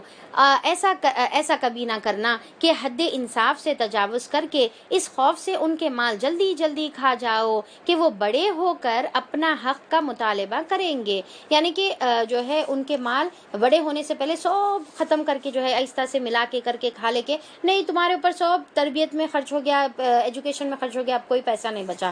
تو ایسا جو ہے نہیں کرنے کا ہے, بلکہ اگر قابل ہو گئے تو جو ہے ان کا احتیاط سے خرچ کرو اور ان کی امانت واپس دے دو. یتیم کا جو سرپرست مالدار ہو وہ پرہیزگاری سے کام لے, یعنی کہ اگر انہیں مالدار ہے تو جو ہے انہیں چاہیے کہ یتیم کا مال جو ہے جیسے کا ویسا اٹھا کر رکھے اور اپنے مال میں سے صدقے کے نیت سے جو ہے یتیم کے اوپر خرچ کرتے رہے, اگر مالدار ہے تو ٹھیک ہے. اور اگر جو ہے سرپرست غریب ہو تو پھر وہ معروف طریقے سے کھا سکتا ہے. اگر غریب ہے تو خود انہیں جو ہے وہ یتیم کا جو پرورش کر رہا تو اس کے بدلے جو ہے تھوڑا بہت معاوضہ جو ہے لے سکتا ہے. پھر جب ان کے مال ان کے حوالے کرنے لگو تو لوگوں کو اس پر گواہ بنا لو, اور حساب لینے کے لیے اللہ تعالیٰ کافی ہے. یعنی کہ یہ احساس ہونا چاہیے کہ جو ہے اللہ تعالیٰ دیکھ رہا ہے, اور کسی کو گواہ بنا کر ان کا مال سپرد کر دو. مردوں کے لیے اس مال میں سے حصہ ہے جو ماں باپ اور رشتہ داروں نے چھوڑا ہے, اور عورتوں کے لیے بھی اس مال میں سے حصہ ہے جو ماں باپ اور رشتہ داروں نے چھوڑا ہے. اب دیکھیں کہ یہاں پر یہ بھی جو آیت ہے, یہ آیت اب آگے ہم دیکھیں گے کہ اچھا پہلے پوری کمپلیٹ کر لے. تو رشتہ داروں نے چھوڑا ہے, خواہ تھوڑا ہو یا زیادہ ہو, اور یہ حصہ اللہ تعالیٰ کی طرف سے مقرر ہے. ختم. اللہ تعالیٰ بتا دیے کہ عورت کا بھی حصہ ہے اور مرد کا بھی حصہ ہے. اب دیکھیں کہ یہ آیت میں بھی عورتوں کے جو ہے حق کی بات کی جا رہی ہے. اللہ تعالیٰ بار بار عورتوں کا حق یہاں پر بتا رہے. یہ آیت جو ہے اب آگے ہم پڑھیں گے کہ عورتوں کا مال جو ہے آدھا ہے. تو اب یہاں پر یہ آیت جو ہے حق میں کمی نہیں کر رہی بلکہ ان کو حق دلا رہی، کیونکہ وہ زمانے میں عورتوں کا حصہ ہی نہیں ہوا کرتا تھا. اور اللہ تعالیٰ یہاں پر یہ آیت میں پہلی بار ان کے آنکھاں پھٹ گئے، کھل گئے. ہاں ہماری وراثت میں عورتوں کا بھی حصہ ہے. تو ہاں اللہ تعالیٰ بتا رہے ہاں، اور کس کی طرف سے مقرر ہے؟ اللہ کی طرف سے ان کا حق جو ہے مقرر ہے. تم یہ نہیں بول سکتے کہ تربیت میں ہو گیا، شادی کے ٹائم پہ ہو گیا، ایجوکیشن میں خرچ ہو گیا، اب کوئی حصہ نہیں. نہیں نہیں نہیں نہیں، اب تم کو جو ہے اس کے باوجود بھی، سب خرچ کرنے کے باوجود بھی ان کے اوپر ابھی بھی تم کو جو ہے ان کا جو ہے وراثت میں حق دینا رہے گا. جب تقسیم کے موقع پر کنبے کے لوگ اور یتیم اور مسکین آئیں تو اس مال میں سے کچھ حصہ ان کو بھی جو ہے دے دو، اور ان کے ساتھ بھلے مانوس کسی جو ہے بات کرو. یعنی کہ تھوڑا حصہ جو ہے جو ایکسپیکٹ کر رہے، حالانکہ انہوں جو ہے وراثت میں حق نہیں رکھتے، پر آپس میں جو ہے طے کر کچھ صدقے کی نیت سے کچھ جو ہے بڑا دل کر کے ان کو بھی دے دو. یہ برکت کا ذریعہ بنے گا. لوگوں کو اس بات کا خیال کر کے ڈرنا چاہیے کہ اگر وہ خود اپنے پیچھے بے بس اولاد چھوڑتے تو مرتے وقت انہیں اپنے بچوں کے حق میں کیسے کیسے اندیشے لاحق ہوتے. اب دیکھیں کتنا اچھا اللہ تعالیٰ کمپیئر کر کے ایک مثال دے کر ہم کو بتا رہے نا کہ اگر تم اگر وہ کنڈیشن میں رہتے تو بس چاہیے کہ وہ خدا کا خوف کرے اور راستی کی بات کرے. جو لوگ ظلم کے ساتھ یتیم کے مال کھاتے ہیں در حقیقت وہ پیٹ میں آگ بھر رہے ہیں. کیا بتایا جا رہا؟ جو ظلم کے ساتھ در حقیقت یتیم کا مال کھاتے ہیں، کیا بھر رہے؟ پیٹ میں آگ بھر رہے. قیامت میں جو ہے ان کو آگ میں ڈالا جائے گا اور آگ جو ہے ان کو کھلائی جائے گی. جیسا حدیث میں آتا ہے کہ آپ صلی اللہ علیہ وسلم نے فرمایا کہ آپ نے یہ معراج کے وقت جو ہے آپ کو دکھایا گیا کہ ہونٹوں کو جو ہے کھول کر فرشتے کیا کر رہے تھے، ان کے منہوں کو پھاڑ کر اور اس کے اندر آگ کے گولے ڈال رہے تھے جو نیچے سے جو ہے نکل جاتے تھے. تو آگ میں رہیں گے اطراف سے اور آگ ان کو کھلائی جائے گی. اللہ حفاظت کرے ہماری. تو اور وہ ضرور جہنم کی بھڑکتی ہوئی آگ میں جھونکے جائیں گے. تمہاری اولاد کے بارے میں اللہ تمہیں ہدایت کرتا ہے. کیا ہدایت کرتا ہے؟ کہ مرد کا حصہ 2 عورتوں کے برابر ہے. تو یہ جنرل جو ہے ایک طریقہ رہے گا. ہر جگہ آگے ہم دیکھیں گے کہ مرد کا حصہ جو ہے 1 رہے گا اور عورت کا حصہ جو ہے 2 یعنی کہ ہاف رہے گا. ٹھیک ہے، 1:2 رہے گا، یا ہاف ان کا جو ہے آپ سمجھنے کے لیے ہاف ان کا حصہ رہے گا. تو اب یہاں پر دیکھیے کہ اللہ تعالیٰ یہاں پر عورتوں کو کم نہیں دے رہے بلکہ اللہ تعالیٰ بول رہے کہ عورتوں کو 2 بول رہے. ایک چیز عورتوں کو 2، اور دوسرا ہاف حصہ کیوں ہے؟ کیونکہ عورتوں پہ کوئی چیز کی ذمہ داری نہیں ہے.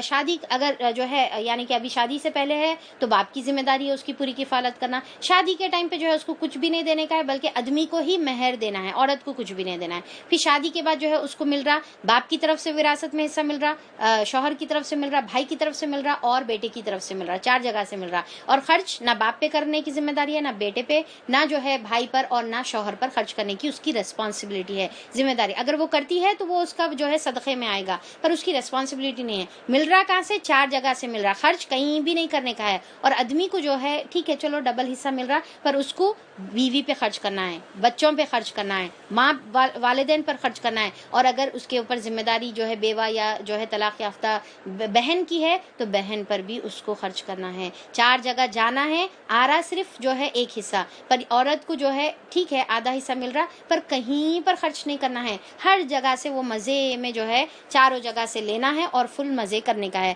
اور پھر جو ہے بیوی اب شوہر کے گھر میں بھی ہے تو شوہر کا مال کے اوپر جو ہے اس کا پورا حق ہے، کیونکہ شوہر کے اوپر ذمہ داری اللہ تعالیٰ رکھے ہوئے ہیں کہ وہ جیسا کھاتا ہے اس کو کھلانا ہے اور جیسا پہنتا ہے اس کو پہنانا ہے اور اس کے ساتھ اچھے بھلے طریقے سے رویہ اختیار کرنا ہے. یہ اچھے مومن شوہر کی نشانی ہے. تو اللہ تعالیٰ یہاں پر تو ہم جو ہے یہ آیت پر جو ہے خوش ہونا چاہیے، نہ کہ جو ہے منہ بنانا چاہیے. اور پھر جیسا میں شروع میں بتائی کہ تقویٰ اگر رہیں گا تو اللہ سے بدگمانی ایک مومن بندی کبھی بھی نہیں کر سکتی، کیونکہ اللہ تعالیٰ تو دیکھیے 70 ماہوں سے زیادہ محبت کرنے والے، محاورہ ہے نا 70 ماہوں سے زیادہ. تو پھر اللہ تعالیٰ نے یہ حساب خود ہی اللہ تعالیٰ نے اس کے حصے بنا دیے. کسی کو ذمہ داری، آپ صلی اللہ علیہ وسلم کو بھی جو ہے ذمہ داری اللہ تعالیٰ نہیں دیے ہوئے ہیں بلکہ خود یہ ذمہ داری اللہ تعالیٰ لے کر سب کے حصے مقرر کر دیے جو ہمارے لیے بیسٹ ہے. تو یہ حصہ جو ہم کو مل رہا ہے ہم سمجھنا کیا یہ ہمارے لیے بیسٹ ہے. اور یہ اب یہاں پر جو ہے پورا علم میراث کے آیتیں شروع ہوتی ہے. علم میراث یعنی کہ وراثت کے جو ہے آیتیں. اور اللہ تعالیٰ یہاں پر ہم کو دے رہا ہے کیا کیا ہے. اب دیکھیے پورے حصے اللہ تعالیٰ الگ الگ جو ہے اینگل سے بتا دیے. اب یہ کچھ جو ہے یعنی کہ کیسز ہے, اس کے علاوہ ہر کوئی جو ہے اپنا پرسنل کیس جو ہے مفتی سے لے کر جو ہے اس کے لیے فتویٰ لے لے. اب یہاں پر کچھ کیسز اللہ تعالیٰ بتا رہے. اب دیکھیے اگر میت کا وارث 2 سے زائد لڑکیاں ہوں تو انہیں ترکے کا 2/3 حصہ دیا جائے گا. اب یہاں پر 2/3 2/3 حصہ دیا جائے گا, باقی کا 1/3 کیا ہوگا, دوسرے وارثوں میں تقسیم ہوگا. اگر ایک ہی لڑکی وارث ہو یعنی کہ ایک ہی انہیریٹر ہے تو کیا ہوگا, آدھا ترکے کا اس کو حصہ ملے گا.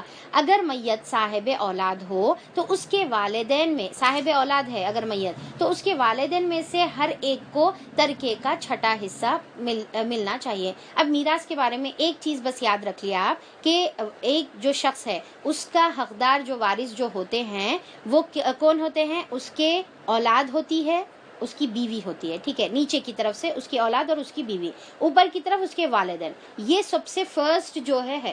اب جب یہ 2 جو کیسز ہے یعنی کہ فیملی یعنی کہ جس میں بیوی اور بچے آ گئے اور امی ابو, ٹھیک ہے, اس میں سے اگر کوئی مسنگ رہا تو پھر 3rd آپشن جب آئے گا, ٹھیک ہے, خاص طور پہ اولاد اگر نہیں ہے تو جب جو ہے بھائی بہن کا حصہ آتا ہے, اگر اولاد ہے تو بھائی بہن کا حصہ نہیں آتا. بس اتنی بات آپ یاد رکھنا ہے. کیا ہے, سب سے فرسٹ حقدار کون رہیں گے, بیوی, بچے, امی ابو, اوکے. اس کے علاوہ اگر یہ جو ہے یعنی کہ بچے نہیں رہے تب جو ہے کیا ہوگا, دوسرا آپشن بھائی بہن کا آئیں گا. اوکے, یہ بس اتنا یاد رکھ لیجئے. اور یہاں پر جو حصہ بتایا جا رہا ہے نا کہ ان کو اتنا حصہ دیا جائے گا, تو باقی کا حصہ دوسرے وارثوں میں, جیسا بچوں کا بتایا جا رہا ہے تو باقی کا جو حصہ بچ رہا ہے وہ بیوی, والدین سب میں تقسیم ہوگا, ٹھیک ہے. تو اب یہاں پر یہ آیتیں بس آپ جو ہے سن لیجئے. اب یہ علم میراث اتنا ڈیٹیل جو ہے جو آج ہم جو ہے ایسی اتنی چھوٹی کلاس میں ڈسکس نہیں کر سکتے, یہ بالکل الگ علم ہے, اس کے ڈیٹیلز جو ہے ہم الگ سے لینے پڑیں گے.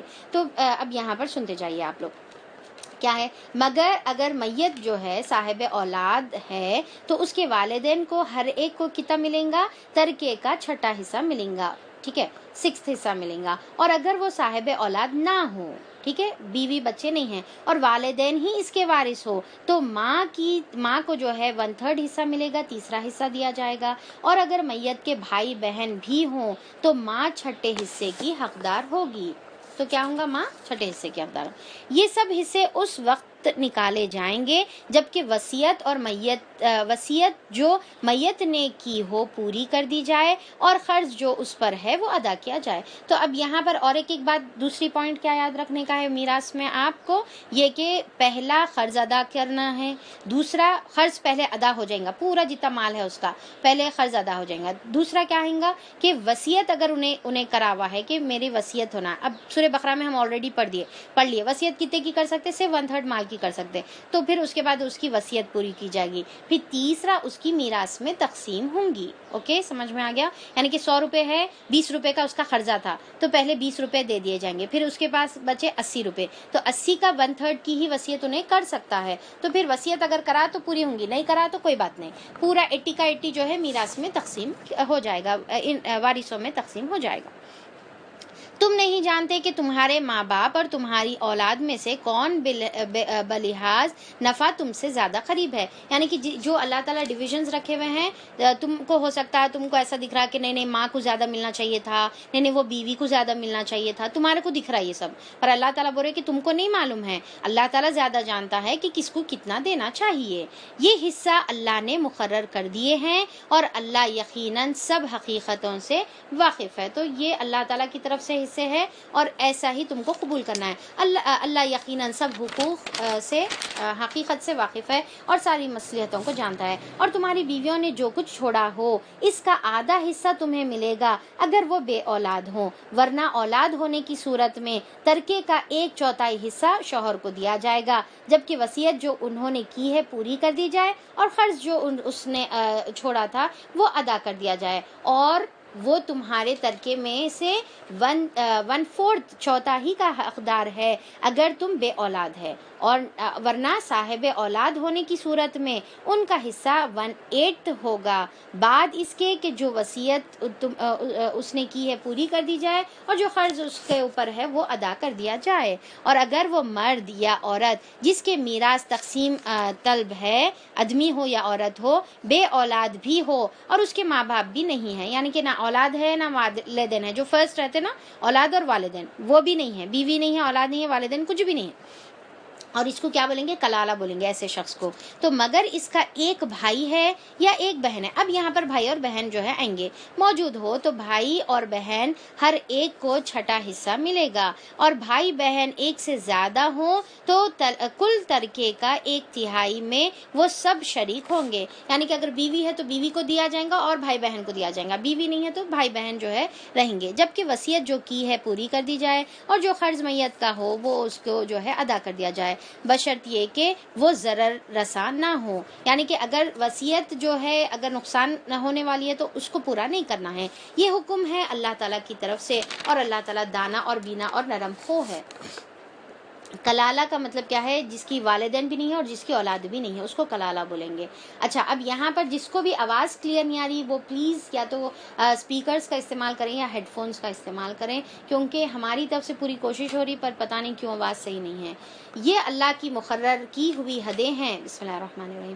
جو اللہ اور اس کے رسول کی اطاعت کرے گا اسے اللہ ایسے باغوں میں داخل کرے گا جن کے نیچے نہریں بہتی ہوں گی، اور وہ ان باغوں میں وہ ہمیشہ رہے گا، اور یہی بڑی کامیابی ہے۔ یعنی کہ اللہ تعالیٰ کی حدوں کو پورا کرنے کا ہے، تم اپنی طرف سے اس کو چینج نہیں کر سکتے، اور اگر تقویٰ ہے تو اس کو ضرور کرو، اور جو اللہ اور اس کے رسول کی نافرمانی کرے گا اور اس کے مقررہ کی ہوئی حدوں یعنی کہ جو لمٹ اللہ تعالیٰ رکھے ہوئے اس کو تجاوز کرے گا، اسے اللہ آگ میں ڈالے گا جس میں وہ ہمیشہ رہیں گے، اور اس کے لیے رسوا کن سزا ہے۔ یعنی کہ میراث میں جو ہے، وراثت میں جو ہے تبدیلی اللہ کو ناپسندیدہ ہے۔ دیکھیے کہ اکثر لوگ کیا کرتے، مرنے سے پہلے تمام زندگی اچھے رہتے، مرنے سے پہلے جو ہے غلط وصیتیں کر دیتے، غلط تقسیم کر دے کے چلے جاتے، کسی کو زیادہ کسی کو کم، بیٹیوں کو جو ہے محروم کر دیتے، ایک بیٹے جس سے محبت ہے ان کو زیادہ کر دیتے۔ یہ جہنم میں جانے والا عمل ہے، جیسا حدیث میں آتا نا کہ ایک بندہ اچھے عمل کرتا ہے یہاں تک کہ جنت کے قریب ہو جاتا، اور آخری میں ایک عمل ایسا کرتا ہے یعنی کہ میراث میں بعض وقت گڑبڑ کر دیتا، جس کی وجہ سے جو ہے جہنم کی کھائی کے درمیان جو ہے جا کر جو ہے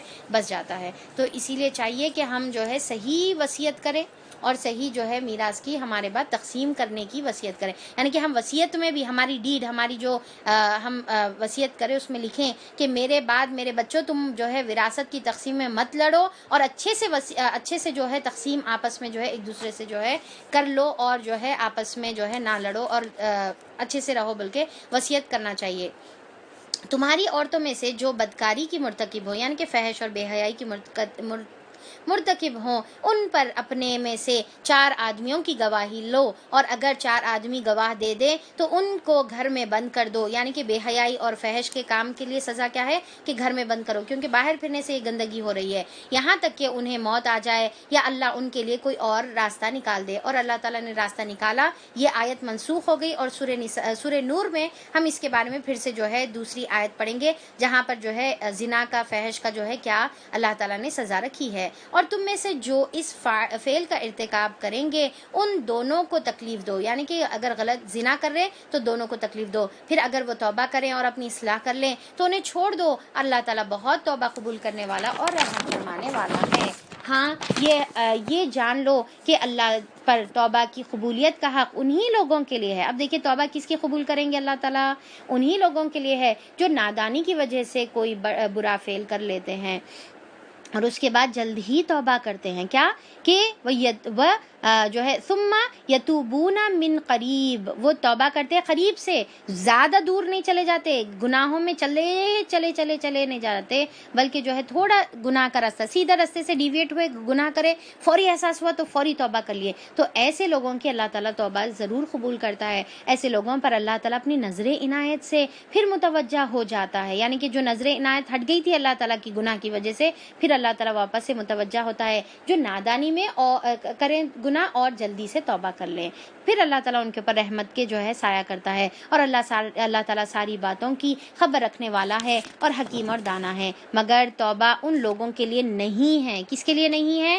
جو برے کام کیے چلے جاتے ہیں, گناہ سے ایڈکٹ ہو جاتے ہیں اور کرتے ہی چلے جاتے ہیں, روکنے کے باوجود بھی کرتے ہیں, علم آ جانے کے باوجود بھی کرتے ہیں, ضمیر احساس دلانے کے باوجود بھی کرتے ہیں, معلوم ہوتا ہے غلط ہے پھر بھی کرتے چلے جاتے ہیں, یہاں تک کہ جب ان میں سے کسی کی موت کا وقت آ جاتا ہے اور اس وقت وہ کہتا ہے کہ اب میں نے توبہ کی, موت کے ٹائم پہ توبہ کرتا ہے. اور اسی طرح توبہ ان کے لیے بھی نہیں ہے جو مرتے دم تک کافر رہیں. یعنی کہ توبہ کس کے لیے نہیں ہے؟ ایک تو گناہ کرتے جائے یہاں تک کہ موت آ جائے, اور دوسرا جو ہے کافر کی حالت میں اگر وہ مرے تو ان کے لیے توبہ نہیں ہے. دیکھیں توبہ اللہ تعالیٰ دنیا میں پوری زندگی توبہ کا دروازہ کھلا رکھ رہے اللہ تعالیٰ, اور بار بار جو اللہ تعالیٰ کہتے ہیں کہ ہے کوئی مانگنے والا, توبہ کرنے والا, آؤ. روز اللہ تعالیٰ آواز لگا رہے. پر جب موت کا فرشتہ نظر آ جائے یا غرغرہ جو ہے موت کا آ جائے, یا پھر جو ہے سورج جو ہے مشرق کی بدل جو ہے مغرب سے نکلے, تو جب توبہ کے دروازے بند ہو جائیں گے. ایسے لوگوں کے لیے تو ہم نے دردناک سزا تیار کر رکھی ہے.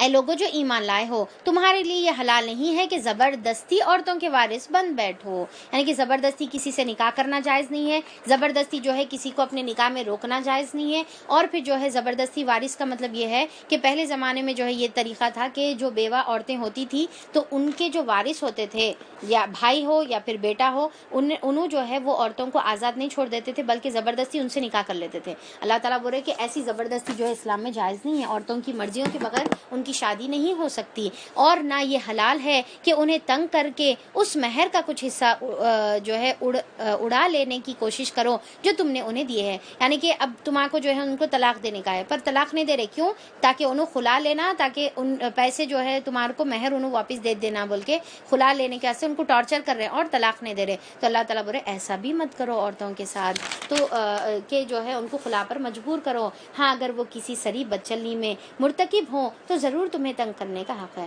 تو اب یہاں پر اگر انہوں جو ہے بدچلنی کرے یعنی کہ بے حیائی کا, زنا کا کام کریں, تو جب جو ہے تم ان کو کچھ سزا دے سکتے. ان کے ساتھ بھلے طریقے سے زندگی بسر کرو. کیسا بسر کرنا ہے؟ عورتوں کے ساتھ بھلے طریقے سے زندگی بسر کرنا ہے. جیسا آپ صلی اللہ علیہ وسلم نے فرمایا تم میں سے بہترین شخص وہ ہے جو اپنے گھر والوں کے ساتھ اچھا ہے, اور میں تم میں سے سب سے زیادہ اپنے گھر والوں کے ساتھ اچھا ہوں. یعنی کہ میں عمل کر کے بتا رہا ہوں, دیکھو بیویوں کے ساتھ جو ہے کیسا رہنا ہے. حدیث میں آتا ہے کہ آپ صلی اللہ علیہ وسلم بیویوں کو جو ہے کبھی بھی یہ نہیں بولتے تھے ایسا کیوں کرے, ایسا کیوں نہیں کرے. یعنی کہ کوئی چیز پہ جو ہے روک ٹوک اور پھر جو ہے ڈانٹ ڈپٹ, یہ کر دیے, ایسا جلا دیے, ایسا گرا دیے, نمک زیادہ ڈال دیے, مرچی زیادہ ڈال دیے, تو یہ جو ہے آپ صلی اللہ علیہ وسلم کبھی بھی نہیں کرتے تھے. اگر وہ تمہیں ناپسندیدہ ہو تو ہو سکتا ہے کہ ایک چیز تمہیں ناپسندیدہ ہو مگر اللہ اسی میں بہت کچھ بھلائی تمہارے لیے رکھ دی ہے. یعنی کہ ایک چیز بس نہیں پسند ہے تو تم جو ہے ان سے جو ہے دور مت ہو جاؤ, یا پھر جو ہے طلاق کے جو ہے بہانے مت ڈھونڈو, بلکہ ان کے اندر دوسرے اچھائیاں دیکھو, ہو سکتا ہے ان کے ذریعے سے نیک اولاد ہو. دیکھیے یہ شوہر اور بیوی دونوں کے لیے ہے کہ کوئی انسان, اللہ تعالیٰ بتا رہے نو ون از پرفیکٹ. ٹھیک ہے, ایک تو بات کیا ہے, نو ون از پرفیکٹ. دوسرا جو ہے طلاق کرنے کے لیے جلدی نہیں کرنے کا ہے کہ بس دیکھیں کچھ چیز نہیں پسند ہے, ختم, اب میں نہیں رہ سکتی, میرا گزارا اماں نہیں ہو سکتا ان کے ساتھ, تو یہ جو ہے جلدی جو ہے نہیں کرنے کا ہے. اور پھر جو ہے ہو سکتا ہے کوئی چیز تمہاں کو نہیں پسند ہو, وہ شخص نہیں پسند ہو, اس کی عادتیں نہیں پسند ہو, اس کا گھر نہیں پسند ہوگا, یا پھر جو ہے اس کی جو ہے ان لاز, جو تمہارے ان لاز ہے وہ تمہاں کو جو ہے نہیں پسند ہوں گے, پر تم جو ہے تھوڑا ایڈجسٹ کرنا سیکھو, تھوڑا سا جو ہے شروع میں جو ہے ایڈجسٹ کرو, پھر اس کے بعد یعنی کہ فوری رشتے کو توڑنے کے اوپر جو ہے درپے نہ ہو جاؤ. تو اللہ تعالیٰ یہاں پر بتا رہے کہ تم جو ہے ہو سکتا تمہارے اس کے ذریعے سے تمہارے کو اللہ تعالیٰ کوئی بھلائی عطا کر دے, اور نیک اولاد ہو جو تمہارے لیے جو ہے ثواب جاریہ کا زندگی بھر جو ہے سبب بنے.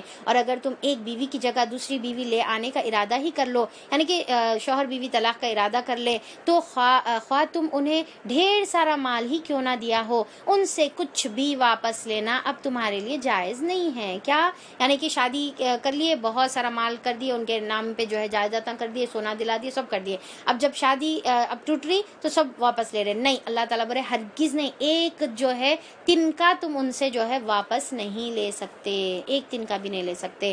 اور پھر جو ہے کیا تم اسے بہتان لگا کر اور سری جو ہے ظلم کر کے واپس لوگے, یعنی کہ جھوٹ بات بول کے بہتان لگا کر واپس لوگے, اور آخر تم اسے کس طرح لے لوگے جبکہ تم ایک دوسرے سے لطف اندوز ہو چکے ہو, ایک دوسرے کے ساتھ جو ہے بستر پر جو ہے لطف اندوز ہو چکے ہو, اور وہ تم سے جو جو ہے پختہ عہد لے چکی ہے، یعنی کہ تم نکاح کر کے اس کو اپنے ساتھ لے کر آئے تھے، نکاح کے بعد دینے کے بعد اب تم نہیں کر سکتے. جیسا حدیث میں آتا نا، آپ صلی اللہ علیہ وسلم نے فرمایا کہ جو شخص کسی کو تحفہ دیتا ہے اور اس کے بعد واپس لیتا ہے تو گویا ایسا ہے، نعوذ باللہ اللہ معاف کرے، کہ کتا جو ہے خے کر کر اپنی ہی خے کو چاٹ لے رہا. تو ایسا جو ہے کسی کو گفٹ دے کر واپس لینا ہے، اللہ ہماری حفاظت کرے سے.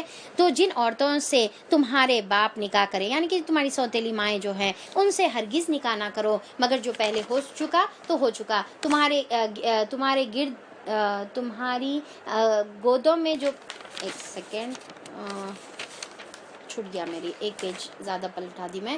اچھا، جو ہو چکا تو ہو چکا. در حقیقت یہ ایک بے حیائی کا فعل ہے، یعنی کہ سوتیلی ماؤں سے نکاح کرنا ناپسندیدہ ہے اور برا چلن ہے. اب اس کے بعد یہ محرم کی لسٹ اللہ تعالیٰ بتا رہے کہ کون سے رشتے محرم ہیں. تم پر محرم کون کون ہیں؟ تم پر حرام کی گئی ہے تمہاری مائیں، تمہاری بیٹیاں، بہنیں، پھوپھیاں، خالائیں، بھتیجیاں، بھانجیاں، تمہاری وہ مائیں جنہوں نے تم کو دودھ پلایا ہو، اور تمہاری دودھ شریک بہنیں، اور تمہاری بیویوں کی مائیں یعنی کہ ساس، اور تمہاری بیویوں کی لڑکیاں یعنی کہ سوتیلی بیٹیاں جنہوں نے تمہاری گودوں میں پرورش پائی ہے. ان بیویوں کی لڑکیاں جن سے تمہارے تعلق زن شو ہو چکا ہے، یعنی کہ وہ بیویاں جس سے تمہارا سیکشل ریلیشن ہو چکا ہے، تو ان کی بچیاں تمہارے لیے اب حرام ہیں.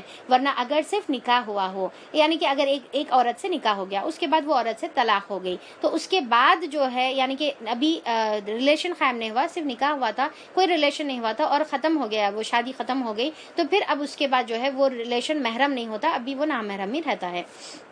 تو اللہ تعالیٰ بول رہے کہ ورنہ اگر صرف نکاح ہوا ہو اور تعلق زنشو نہ ہوا ہو تو انہیں چھوڑ کر ان کی لڑکیاں سے نکاح کر لینے میں تم پر کوئی مواخذہ نہیں ہے. اور پھر وہ لڑکیوں سے تمہارے بیٹے بھی شادی کر سکتے ہیں کیونکہ وہ نامحرم ہیں. اور تمہاری ان بیٹیوں کی بیویاں جو تمہاری صلب سے ہوں، یعنی کہ جو ہے ان کیا ہے، اور تمہاری ان بیٹوں کی بیویاں جو تمہارے صلب سے ہو، تمہاری خود کے بیٹوں کی بیویاں یعنی کہ بہویں جو ہے اس سے مراد ہیں. اور یہ بھی تم پر حرام کیا گیا ہے کہ ایک نکاح میں دو بہنوں کو جمع کر لو. دو بہنیں ایک نکاح میں نہیں جمع ہو سکتی، پھوپھی اور بھتیجی ایک نکاح میں جمع نہیں ہو سکتی، بھانجی اور خالہ ایک نکاح میں جمع نہیں ہو سکتی. مگر جو پہلے ہو گیا تو ہو گیا، اگر جہالت میں ایسا کر لیے تو کوئی بات نہیں. اگر اللہ تعالیٰ بخشنے والا اور رحم کرنے والا ہے. اور وہ عورتیں بھی تم پر حرام ہیں جو کسی دوسرے نکاح میں ہوں. اب یہاں پر الحمدللہ ہمارا پارا 5 سٹارٹ ہو رہا، تو اس میں کیا بتا رہے، وہ عورتیں حرام ہیں جو آلریڈی میرڈ ہے. میرڈ عورتوں سے پھر سے کوئی دوسرا شادی نہیں کر سکتا. البتہ ایسی عورتیں اس سے مستثنا ہیں جنہیں جنگ میں تمہارے ہاتھ آئیں، یعنی کہ جنگ میں جو ہے جو آ گئی ہوئی ہیں، یہ ان کا جو ہے معاملہ الگ ہے. یہ اللہ کا قانون ہے جن کی پابندی تم پر لازم کر دی گئی ہے ان کے ماں سوا. اب دیکھیے کہ پہلے زمانے میں جو ہے کیا ہے کہ جب جنگ ہوتی تھی تو آج زمانے میں جیسا جیلز ہے، تو پہلے زمانے میں جو ہے جیل میں رہتے تھے، تو جو بھی اس میں آتا تھا، جو بچے اور عورتیں اور آدمیاں جو بھی آتے تھے ان کو جو ہے لوگ تقسیم کر دیتے تھے تاکہ جو ہے سب جنے اپنی اپنی جو ہے ذمہ داری ان کی نبھا لے. ہر کسی کی جو ہے ذمہ داری ہوتی تھی. تو انہوں جو ہے اس کو یعنی کہ جیسا جیلز میں رکھ کے ٹارچر کیا جاتا، تو وہ زمانے میں جیل نہیں رہتے تھے تو لوگ جو ہے اس کو لیتے تھے، کچھ اچھا معاملہ کرتے تھے، کچھ برا معاملہ کرتے تھے. تو وہ پہلے زمانے میں جہالت میں یہ طریقہ تھا. اسلام میں آنے کے بعد جو ہے یہ طریقے کو جو ہے آہستہ آہستہ آپ صلی اللہ علیہ وسلم نے ختم کیا. اور جو ہے اسی لیے جو ہے آپ غور کریے کہ ہر کفارہ آلموسٹ جو ہے غلام آزاد کرنے کا ہے، کہ اور پھر غلام آزاد کرنے کا اتنا اللہ تعالیٰ اجر بتائے کہ صحابہ اکرام جو ہے لے کر ایک ساتھ جو ہے 100 جو ہے غلاموں کو آزاد کرتے تھے. تو ایک تو اجر بہت رکھ دیے، اور پھر دوسرا جو ہے ہر چیز کا کفارہ غلام کی آزادی رکھ کے اس سے اسلام جو ہے غلامی کا سسٹم کو ختم کر دیا. اور آج الحمدللہ آج ہمارے پاس غلامی کا سسٹم ختم ہو گیا. ان کے ماں سوا جتنی عورتیں ہیں انہیں اپنے اموال کے ذریعے سے حاصل کرنا تمہارے لیے جائز ہے، یعنی کہ تم جو ہے ان کو مہر دے کر صحیح طریقے سے نکاح کر بشرط یہ کہ حصار نکاح میں ان کو محفوظ کرو. ایسا نہیں کہ بس پیسے دے کر جو ہے ان کے ساتھ ریلیشن رکھ رہے، نہیں، بلکہ تمہارے کو نکاح کرنا ضروری ہے، مہر دینا ہے، ایجاب قبول ہونا ہے، ولی کی موجودگی میں نکاح کرنا ہے. ایسا نہیں ایسا جا کے خفیہ جو ہے جا کے کسی مولوی صاحب کے پاس شادی کر لے رہے، جو ہے کورٹ میں شادی کر لے رہے، نہیں، بلکہ جو ہے پورا طریقے سے نکاح ہونا چاہیے. نہ یہ کہ آزاد شہوت رانی کرو. پھر جو ازواجی زندگی کا لطف تم ان سے اٹھاؤ، اس کے بدلے ان کے مہر بطور فرض ادا کرو. تمہارا کو مہر ادا کرنا فرض ہے، یعنی کہ مہر ایک گفٹ کے طور پہ جو ہے عورت کو شادی کے ٹائم پہ آدمی دیتا ہے، ایک ٹوکن آف لو جو ہے ہوتا ہے. البتہ مہر کی قرارداد ہو جانے کے بعد آپس کی رضامندی سے تمہارے درمیان اگر کوئی سمجھوتا ہو جائے تو اس میں کوئی حرج نہیں ہے. اللہ علیم اور دانا ہے. اور جو شخص تم سے اتنی مقدرت نہ رکھتا ہو کہ خاندانی مسلمان عورت یعنی کہ محسنات سے نکاح کر سکے تو اسے چاہیے کہ تمہاری ان لونڈیوں میں سے کسی کے ساتھ نکاح کر لے جو تمہارے قبضے میں ہوں اور مومنہ ہو. کنڈیشن کیا ہے؟ مومن رہنا ہے، آزاد، کیونکہ عرب میں جو ہے آزاد عورت کا مہر بہت ہائی ہوتا تھا اور لونڈی کا مہر جو ہے آزاد عورت سے ہاف ہوتا تھا. تو اللہ تعالیٰ بولے اتنی استطاعت نہیں ہے تو تم جو ہے غلط ریلیشن، آؤٹ آف میرج جو ریلیشن ہے، ایکسٹرا میرائٹل ریلیشنز، وہ قائم کرنے کے بدل یہ ہے کہ غریب عورت سے شادی کر لو کم مہر پر تم شادی کر کے جو ہے ریلیشن قائم کرو، نہ کہ جو ہے غلط ریلیشنز میں جو ہے مبتلا ہو جاؤ. تو یہ ایک سلیوشن اللہ تعالیٰ بتا رہے. اللہ تمہارے ایمان کا حال خوب جانتا ہے، تم سب ایک ہی گروہ کے لوگ ہو. دیکھیں کہ اگر اس کے متعلق جو ہے اب جیسا یہ تمام چیزیں احکامات ہے اور ایسے یہ احکامات ہے جس کے اندر جو ہے مطلب فرسٹ ٹائم ہو سکتا ہے آپ میں سے کوئی سن رہے ہوں گے یا اس کے متعلق آپ لوگوں کو بہت زیادہ ڈاؤٹس ہے تو آپ میرے کو پرسنلی میسج کریے. میں انشاءاللہ آہستہ آہستہ سب کو رپلائی کرنے کی کوشش کروں گی. ٹھیک ہے، ایک ساتھ میں سب کو نہیں کر سکتی، ہو سکتا ہے کچھ پینڈنگ کوشچنز ہے جو میں رپلائی ابھی تک نہیں کری تو جو ہے آہستہ انشاءاللہ کروں گی میں کوشش. پر یہاں پر اگر آپ لوگ ڈسکس کریں گے تو پھر نہ آپ کو آگے کی بات سمجھ میں آئے گی اور نہ آپ کے کوشچنز میں جو ہے اسکرین پہ آ رہے سو میں دیکھ سک رہی ہوں. ٹھیک ہے، تو آپس میں ڈسکشن بند کریے اور کانسنٹریٹ کریے آگے کی باتوں پہ. لہٰذا ان کے سرپرستوں کی اجازت سے ان کے ساتھ نکاح کر لو، یعنی کہ لونڈی سے بھی نکاح مرضی میں جیسا نہیں کرنا ہے، ان کے جو سرپرست ہے ان کی اجازت سے اور معروف طریقے سے ان کا مہر ادا کرو. اور لونڈی کا بھی مہر تمہارے کو کیسا ادا کرنا ہے؟ معروف طریقے سے ادا کرنا ہے تاکہ وہ حصار نکاح میں محفوظ ہو کر رہیں، آزاد شہوت رانی کرتی نہ پھریں، نہ چوری چھپے آشنایاں کریں. یعنی کہ سیکریٹ ریلیشنز رکھنا اسلام میں حرام ہے. Secret relation, boyfriend girlfriend کا ریلیشن رہو، شادی کے بعد ایکسٹرا جو ہے ریلیشنز رہو، یہ سب اسلام میں حرام ہیں. تو اللہ تعالیٰ بولے یہ آشنائیں چپ کے جو ہے آشنایاں نہیں کرنا ہے. پھر جب وہ حصار نکاح میں محفوظ ہو جائیں اور اس کے بعد کسی بدچلنی کا مرتکب ہوں تو اس پر اس سزا کی بنسبت آدھی سزا ہے، یعنی کہ بالکل ظاہر سی عورت ہے تو اس کی جو ہے سزا میں بھی جو ہے اللہ تعالیٰ تھوڑی تخفیف کر رہے ہیں جو خاندانی عورتیں ہیں محسنات کے لیے جو مقرر کی ہیں. اب دیکھیے یہاں سیکریٹ ریلیشن میں جو ہے ایون وہ ریلیشنز بھی آتے ہیں جو ہے انگیجمنٹ کے بعد کی جاتی ہے، یعنی کہ انگیجمنٹ کے بعد باتیں کرنا، یہ وہ اسلام میں جو ہے ہاں آپ کچھ جو ہے یعنی کہ بڑوں کی جو ہے گائیڈنس میں آپ جو ہے ایک دوسرے کو سمجھنے کے لیے کچھ بات کر سکتی ہیں. پر مسلسل ریلیشن اور دن رات جو ہے پورے اپڈیٹس چل رہے ہیں، آ رہے ہیں جا رہے ہیں، تو یہ ساری چیزیں جو ہے اسلام میں پسندیدہ نہیں ہیں، بلکہ جو ہے اس کو حرام کے زمرے میں بھی جو ہے کچھ علماء اکرام رکھتے ہیں اور گناہ کا سبب ہے. یہ سہولت تم میں سے ان لوگوں کے لیے پیدا کی گئی ہے جن کو شادی نہ کرنے سے بندے تقوی کے ٹوٹ جانے کا اندیشہ ہے. اب یہ کس کے لیے ہے؟ لونڈی سے نکاح کرنے کا، جو شادی کر کے جو ہے نہیں کر کے اگر تقوی کی روش نہیں چل سکتے تو ان کو اللہ تعالیٰ یہ اجازت دے رہے. لیکن اگر تم صبر کرو تو یہ تمہارے لیے بہتر ہے اور صبر کر کے جو ہے آزاد عورت سے شادی کر لو. اللہ بخشنے والا اور رحم کرنے والا ہے. اللہ چاہتا ہے کہ تم پر ان طریقوں کو واضح کرے اور انہی طریقوں پر تمہیں چلائے جن کی پیروی تم سے پہلے گزرے ہوئے صلح کرتے تھے. اب دیکھیں کہ یہاں پر یہ آیتوں کے بارے میں ایک بات آپ لوگوں کو بتانا چاہوں گی کہ اسی لیے یہ آیتوں کے شروع میں نا تقوی کا ذکر ہے. اگر ہم جو ہے تقوی سے یہ آیتیں پڑھیں گے نا تو یہ آیتیں پوری سمجھ میں آتی اور اس میں کچھ بھی خرابی نہیں نظر آتی. اور تقوی کے بغیر یہ آیتیں پڑھیں گے نا تو ہر آیت میں آپ کو ایک نقص نظر آتا، یہ ایسا کئی کو وہ ویسا کئی کو. اور پھر ایسے ہی وجہ سے جو ہے آج بھی ایسے منافقین اور کمزور ایمان موجود ہے جو ہے یہ آیتوں کو لے کر عجیب عجیب طریقے سے باتیں کرتے اور سمجھ میں نہیں آتا کہ ان کے دماغ میں ویسی باتیں گندی باتیں آتی بھی کیسی ہوں گی. پر یہ کیا ہے؟ ایک کمزور ایمان کی نشانی ہے. تقوی کے ساتھ آپ دونوں اینگل سے دیکھ کر سمجھنا ہے. عورت اپنے اینگل سے مت سوچے، آدمی کے اینگل سے بھی سوچے، آدمی اپنے اینگل سے نہیں عورت کے اینگل سے بھی سوچے، تو آپ کو بات سمجھ میں آ جاتی ہے اس کے اندر کہ آدمی کے اندر اللہ تعالیٰ الگ ڈیزائرز رکھے ہوئے ہیں، عورت کے اندر اللہ تعالیٰ الگ جو ہے نسوانیت جو ہے اللہ تعالیٰ رکھے ہوئے ہیں. یہ سب ایک دوسرے کو سمجھنا ہے، دونوں اینگل سے دیکھنا ہے. ایک ہی اینگل سے دیکھے تو بات نہیں سمجھ میں آتی. اور بغیر تقوی کے بھی دیکھے تو نہیں. جب تقوی کا عینک لگا کے دیکھیں گے نا پورا کلیئر سمجھ میں آتا. اللہ چاہتا ہے کہ تم پر ان طریقوں کو واضح کرے جو پہلے کے طریقے. اچھا وہ اپنی رحمت کے ساتھ تمہاری طرف متوجہ ہونے کا ارادہ رکھتا ہے. اللہ تعالیٰ یہ سب آیتیں نازل کر کے ہمارے ساتھ آسانیاں کرنے چاہ رہے اور ہمارے طرف رحمت چاہ رہے. اللہ تعالیٰ وہ علیم بھی ہے اور دانا بھی ہے.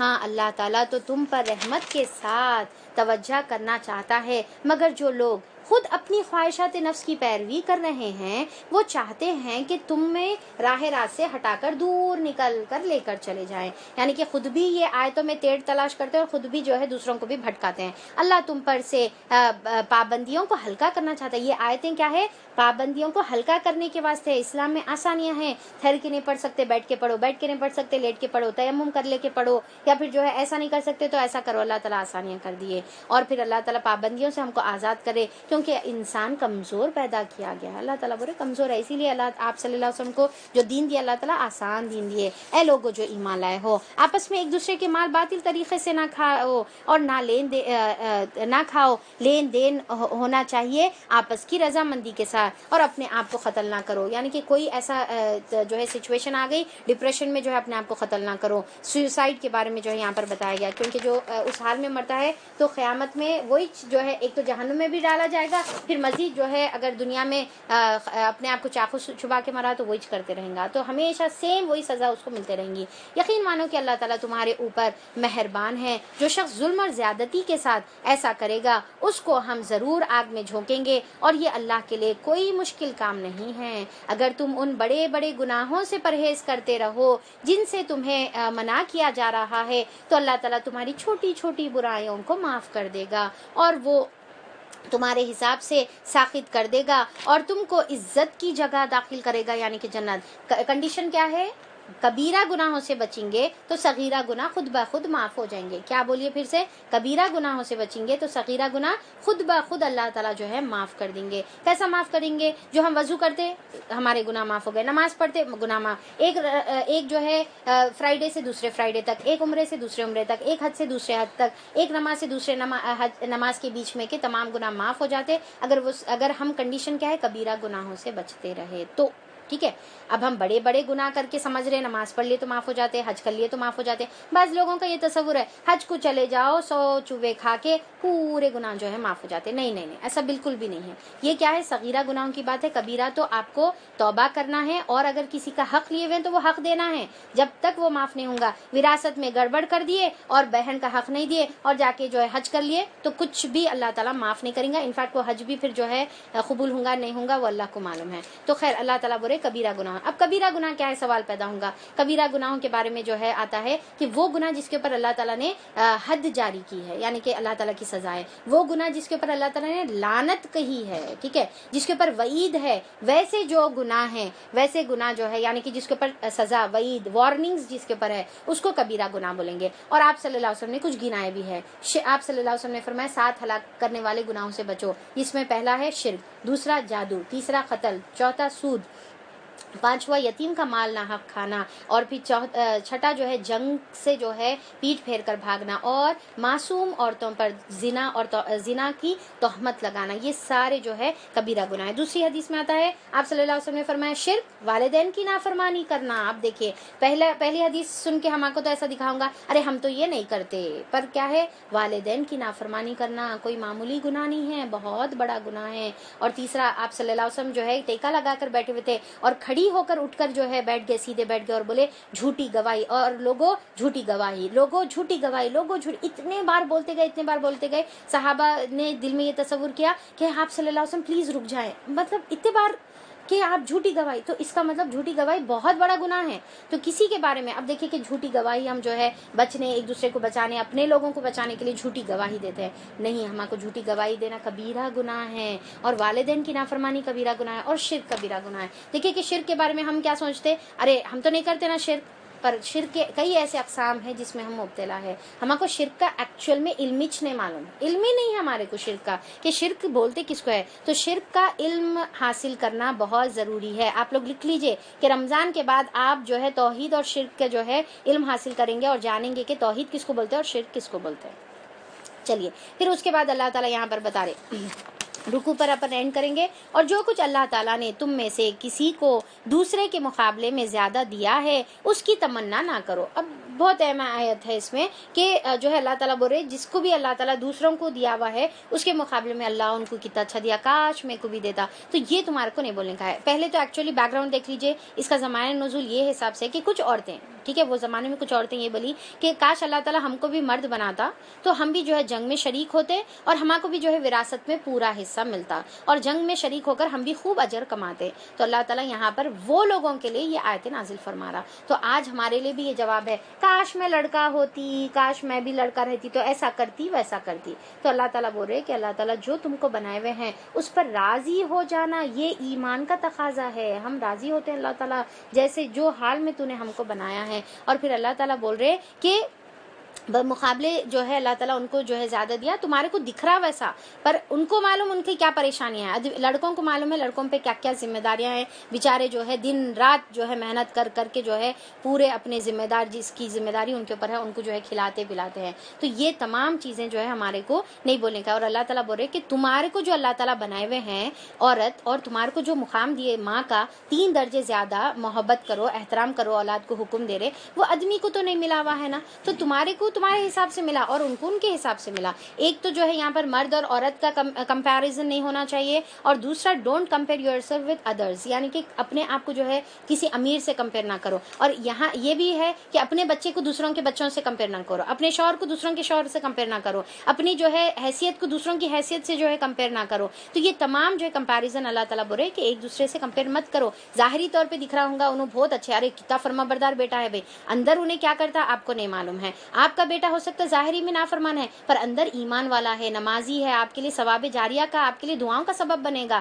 تو ہم جو ہے کبھی بھی جو ہے دوسروں کی جو ہے تمنا نہیں کرنے کا, اور ان کی سچویشن ہم کو کیا ہے نہیں معلوم. ایون جو ہے اپن کسی نیک لوگوں کو بھی دیکھیں, ریسنٹلی میں نے کسی اپنی اسٹوڈنٹ کو بھی کہا تھا کہ اگر اپن کسی کو دیکھیں تو ہم کبھی بھی نہ کہیں کہ میرے اللہ ہما کو بھی آپ کے جیسا بنا دو. نہیں, آپ کو نہیں معلوم کہ جو ہے وہ سامنے والا کیسا ہے. آپ یہ بولیے کہ میرے کو اللہ تعالیٰ ہما کو صحابہ کے جیسا بنائیے, اللہ تعالیٰ ہما کو جو ہے آپ صلی اللہ علیہ وسلم کے عمل کے اوپر جو ہے کرنے والا بنا دے. تو کوئی بڑے اسکالر کو بھی دیکھ کر جو ہے اپن ایسا نہیں بولنا چاہیے. اور پھر کیا ہے کہ آج کل جیسا سوشل میڈیا ہے, ہر جگہ انسٹاگرام پہ یہ وہ فوٹوز آتے, ارے بڑی خوشی سے شوہر بیوی محبت سے پیار سے بازو بازو ٹھہرے ہوئے نظر آتے. اب ہم بولتے ہیں اللہ کتنی محبت ہے دیکھو دونوں کے اندر, بول کے آپس میں کتنا لڑ لیتے ہم کو نہیں معلوم ہے. تو لہٰذا ہم جو ہے ایسی حسرتیں نہ کریں, یہ سارے جو ہے دھوکے کی چیزیں ہیں. تو اللہ تعالیٰ بول رہے کہ جو تمہارے کو اللہ تعالیٰ رکھے ہوئے ہیں اس پر شکر گزار رہو. یہ شکر کے مترادف ہے, اپوزٹ ہے. تو اپن جو ہے جو کچھ مردوں نے کمایا ہے اس کے مطابق ان کا حصہ ہے, اور جو کچھ عورتوں نے کمایا ہے اس کے مطابق ان کا حصہ ہے. سب کو اپنے اپنے صلاحیتوں کے حساب سے, ان کی سٹرگلز کے حساب سے ان کو حصہ دیا جائے گا. ہاں, اللہ سے اس کے فضل کی دعا مانگتے رہو. اب اس سے پہلے بھی گزرا تھا, فوری دعا کریے, اللہم انی اسألک من فضلک, اللہ تعالیٰ ہمیں آپ کا فضل عطا کریے. یقیناً اللہ تعالیٰ ہر چیز کا علم رکھتا ہے, اور ہم نے ہر اس ترکے کے حقدار مقرر کر دیے ہیں جو والدین اور رشتہ دار چھوڑ جائیں. اب رہے وہ لوگ جن سے تمہارے عہد و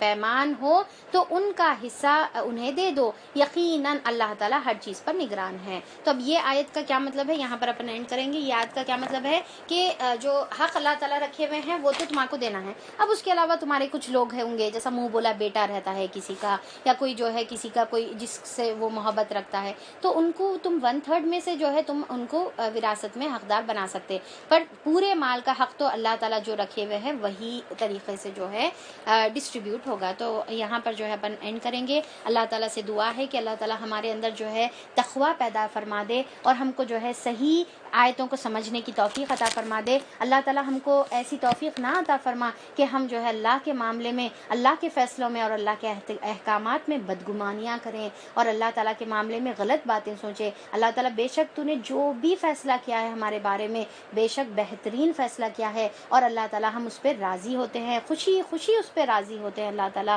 اور اللہ تعالیٰ اس کے بدلے ہم سے اللہ تعالیٰ تو بھی راضی ہو جا, اور ہمارے لیے جو ہے جنت کے اونچے مقامات اللہ تعالیٰ تو ہم کو عطا فرما, اور ہم کو جس مقام پہ اللہ تعالیٰ تو رکھا ہے اس کا حق ادا کرنے کی توفیق عطا فرما, اس کی جو ذمہ داری ہے اس کو پورا کرنے کی توفیق عطا فرما, اور قرآن کی تمام تعلیمات پر عمل کرنے کی توفیق عطا فرما.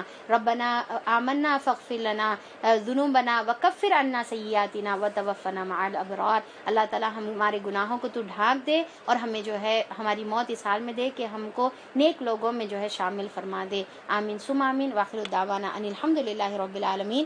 سبحان ربک رب العزت عما یصفون وسلام علی المرسلین والحمد للہ رب العالمین وصلی اللہ علی نبینا محمد وآلہ وصحبہ اجمعین برحمتک یا ارحم الراحمین. السلام علیکم ورحمۃ اللہ وبرکاتہ.